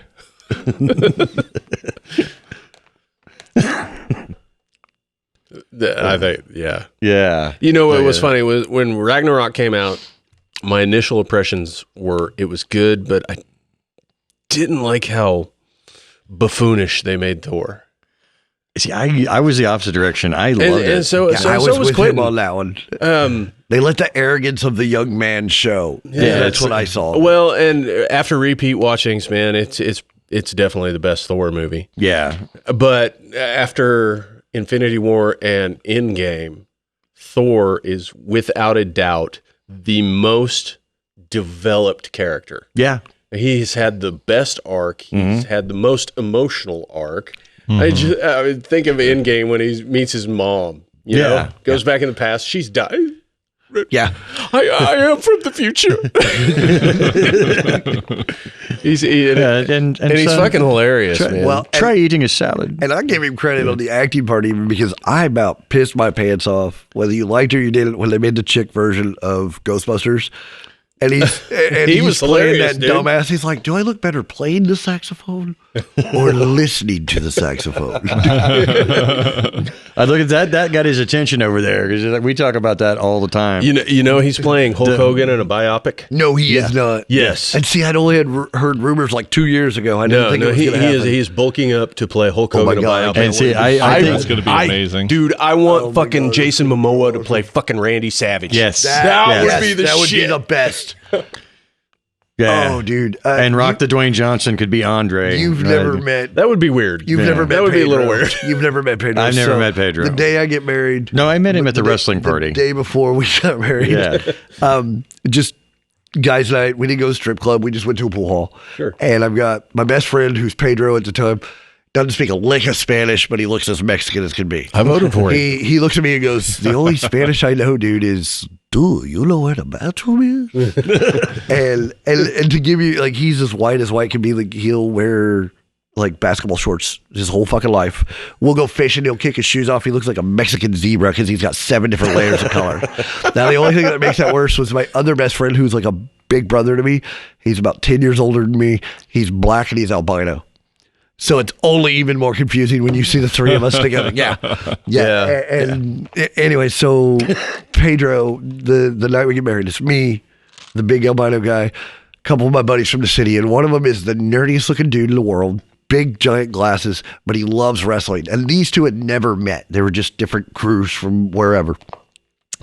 So I turn around at one point through the middle of the night. None of us are drinking. We're just loud as fuck. And I see my little white buddy Joey on the ground and my buddy Pedro going Hulk Hogan on him with finger in the air, and he's on the ground shaking his head, hands up, and then he fake smacks him like 3 times. It was so funny. And these two had never met in their lives. It was so awesome. God. And Chad, it took about 9 months before I figured that out. I always thought That he was actually black? Yeah, I thought he was messing with me.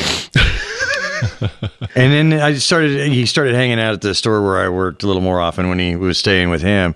And I started putting, little physical things together. and it kind of made sense, but I hadn't really. I'm still not buying it. They're both just fucking with me because that's what we did with each other. And then one night he comes in and he's like, "Give me two packs of Newport 100s." Son of a bitch! They were right. And he looks at me and goes, "Yeah, it's about fucking time." So now I call him the White James Earl Jones. And the fun part is, with him being like that, we run into so many people that don't have a clue. Yeah. And same pool hall we used to go to all the time. And our big thing was because we're so impatient, we didn't like playing couples or partners. Well, so just he and I went up one time. Of course, he's albino, so he can't even drive. He's legally blind. Which really? Oh yeah, I didn't know that was an albino thing. You get certain levels of what they call ocularism. I can't quite say that right, but like breakfast. Yeah, pretty much breakfast. But basically, there's 3 levels of it, and he's the second level. And if he has glasses on, from me to you with the glasses on, you'd still be pretty blurry to him. So we go up and we're hanging out, and the bartenders, the bouncers, they all know us there. We've been there a million times. So 2 little guys come up. They're like, "Hey, you want to play pool?" And we're like, "We really want to because we don't like playing it." And finally, and there were 2 little Mexican guys. And finally, we're like, "Okay, we're going to play, but we're going to play a game over here too because we just don't like doing it." And no big deal. We're playing. We're just bullshitting with ourselves mostly because they didn't speak great English. And I'm not picking on them for that. But they get down to 1 ball each in the 8 ball, and we miss. And the guy knocks his ball in afterwards. He goes, "Hey, if I make this, you owe us beer." I was like, "Dude, we don't owe you nothing. We didn't bet because we don't bet. It's just what we don't do. We've never done it while we were there because we had lots of people asking us." And he's like, "No, I make this, you owe us beer." And needless to say, I'm 6'3" and maybe 200 pounds at the time. I'm maybe 260 now. He's 6'4" and maybe 3 1/4. So he's a big boy. These guys don't come up halfway our chest. Right. So he makes the ball and he's like, "You owe us beer." Like he gets in our face and he gets in my buddy's face. It's the only time I ever saw him get mad for somebody actually calling him white. He starts poking him in the chest and he's nipple high on him going, "You 2 white motherfuckers don't know how to play beer." And at this point, the bartender comes over and I'm stepping in going, "Dude, it's not worth going to jail. We're here too much."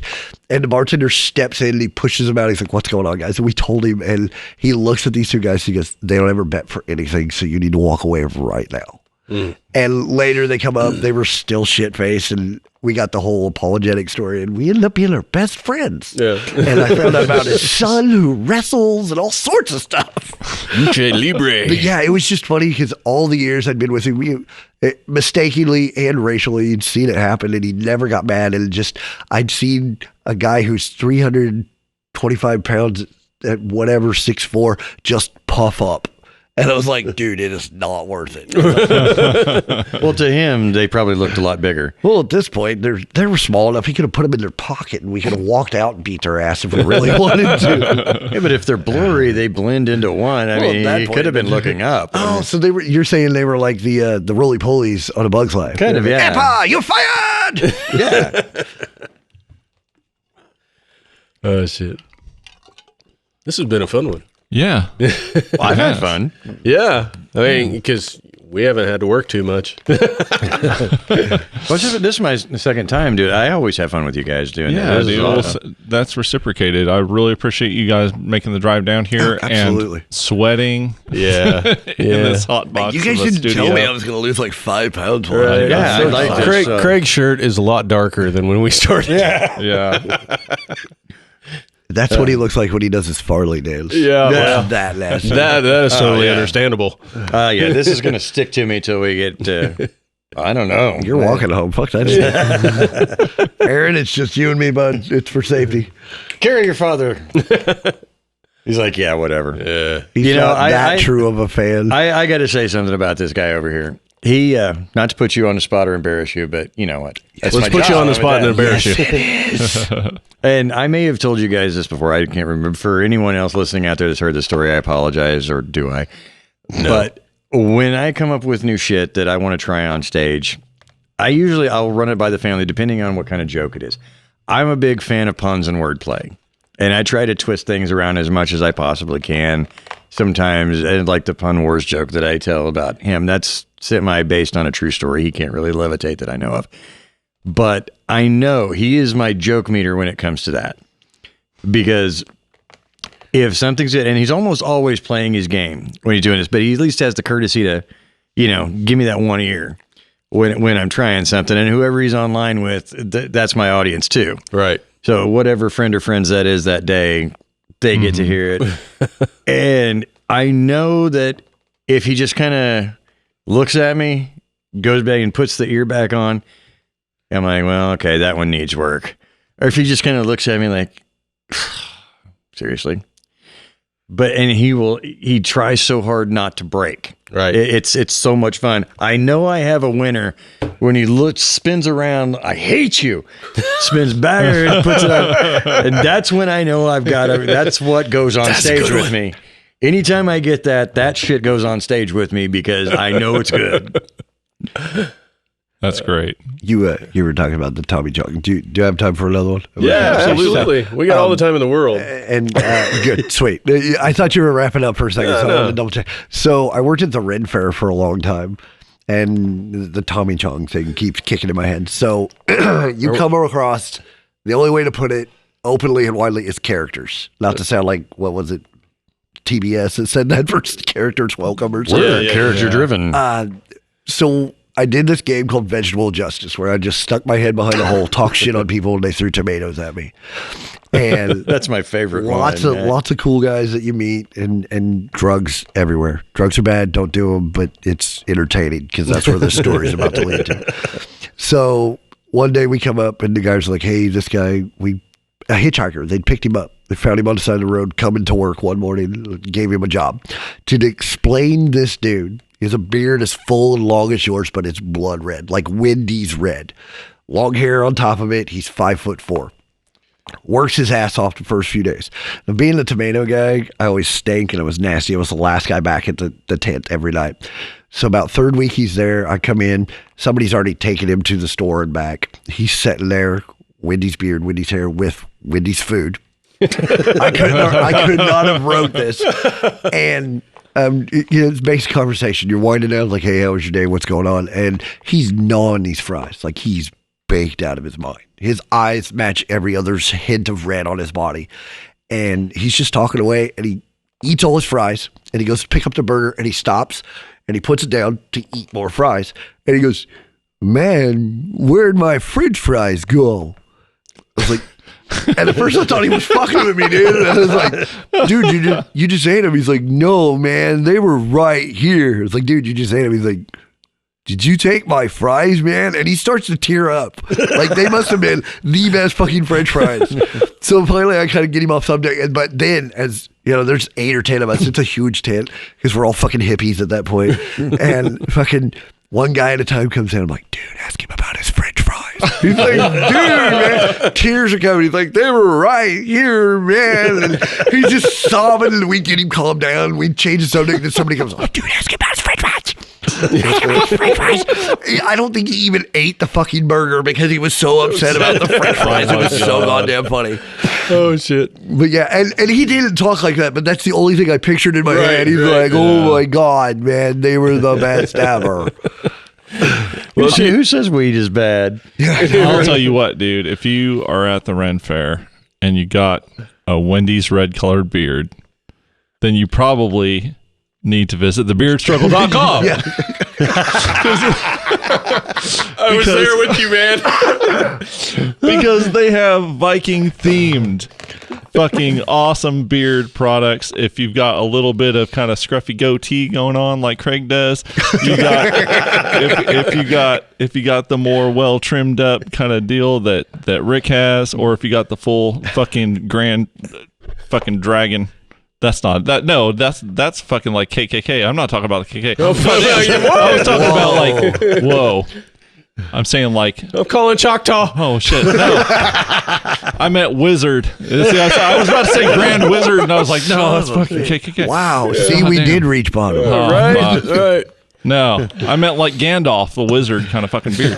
I'm gonna cry. Where's my fries, man? They were right here. These guys are totally not sponsoring us anymore. Son of a bitch. Anyways, wizards, they do magic. Fucking A, dude.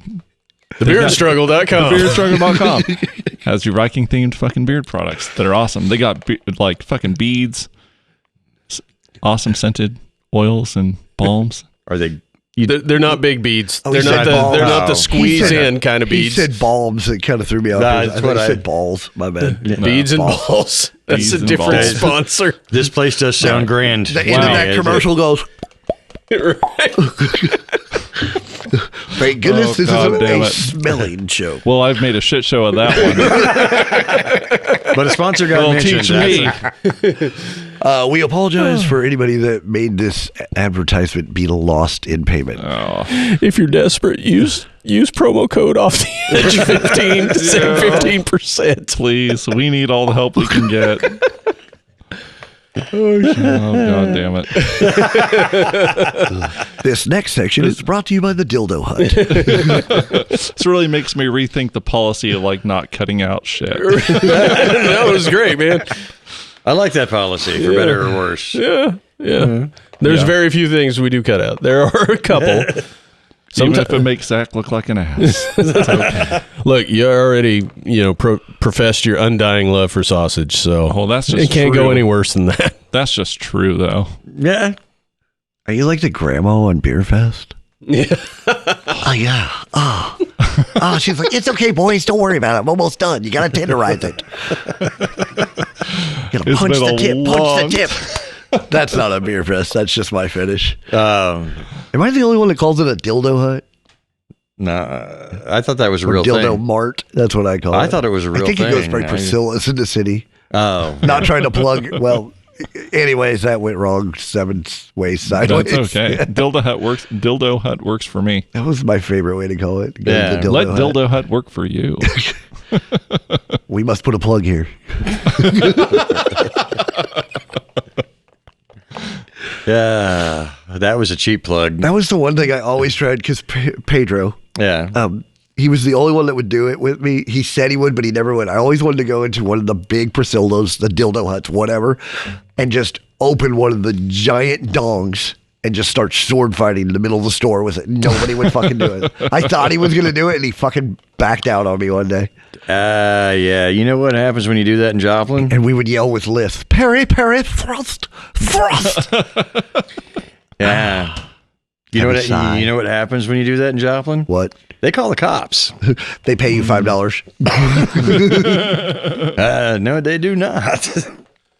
We are going to acquire a Lord of the Rings themed sex shop sponsor for people that are interested in Lord of the Rings themed dildos. They will hence be forth termed Bilbos. I can I like imagine it. they're all going to be shaped like big hairy feet. Yeah, well, just wait till you see the Frodo beads.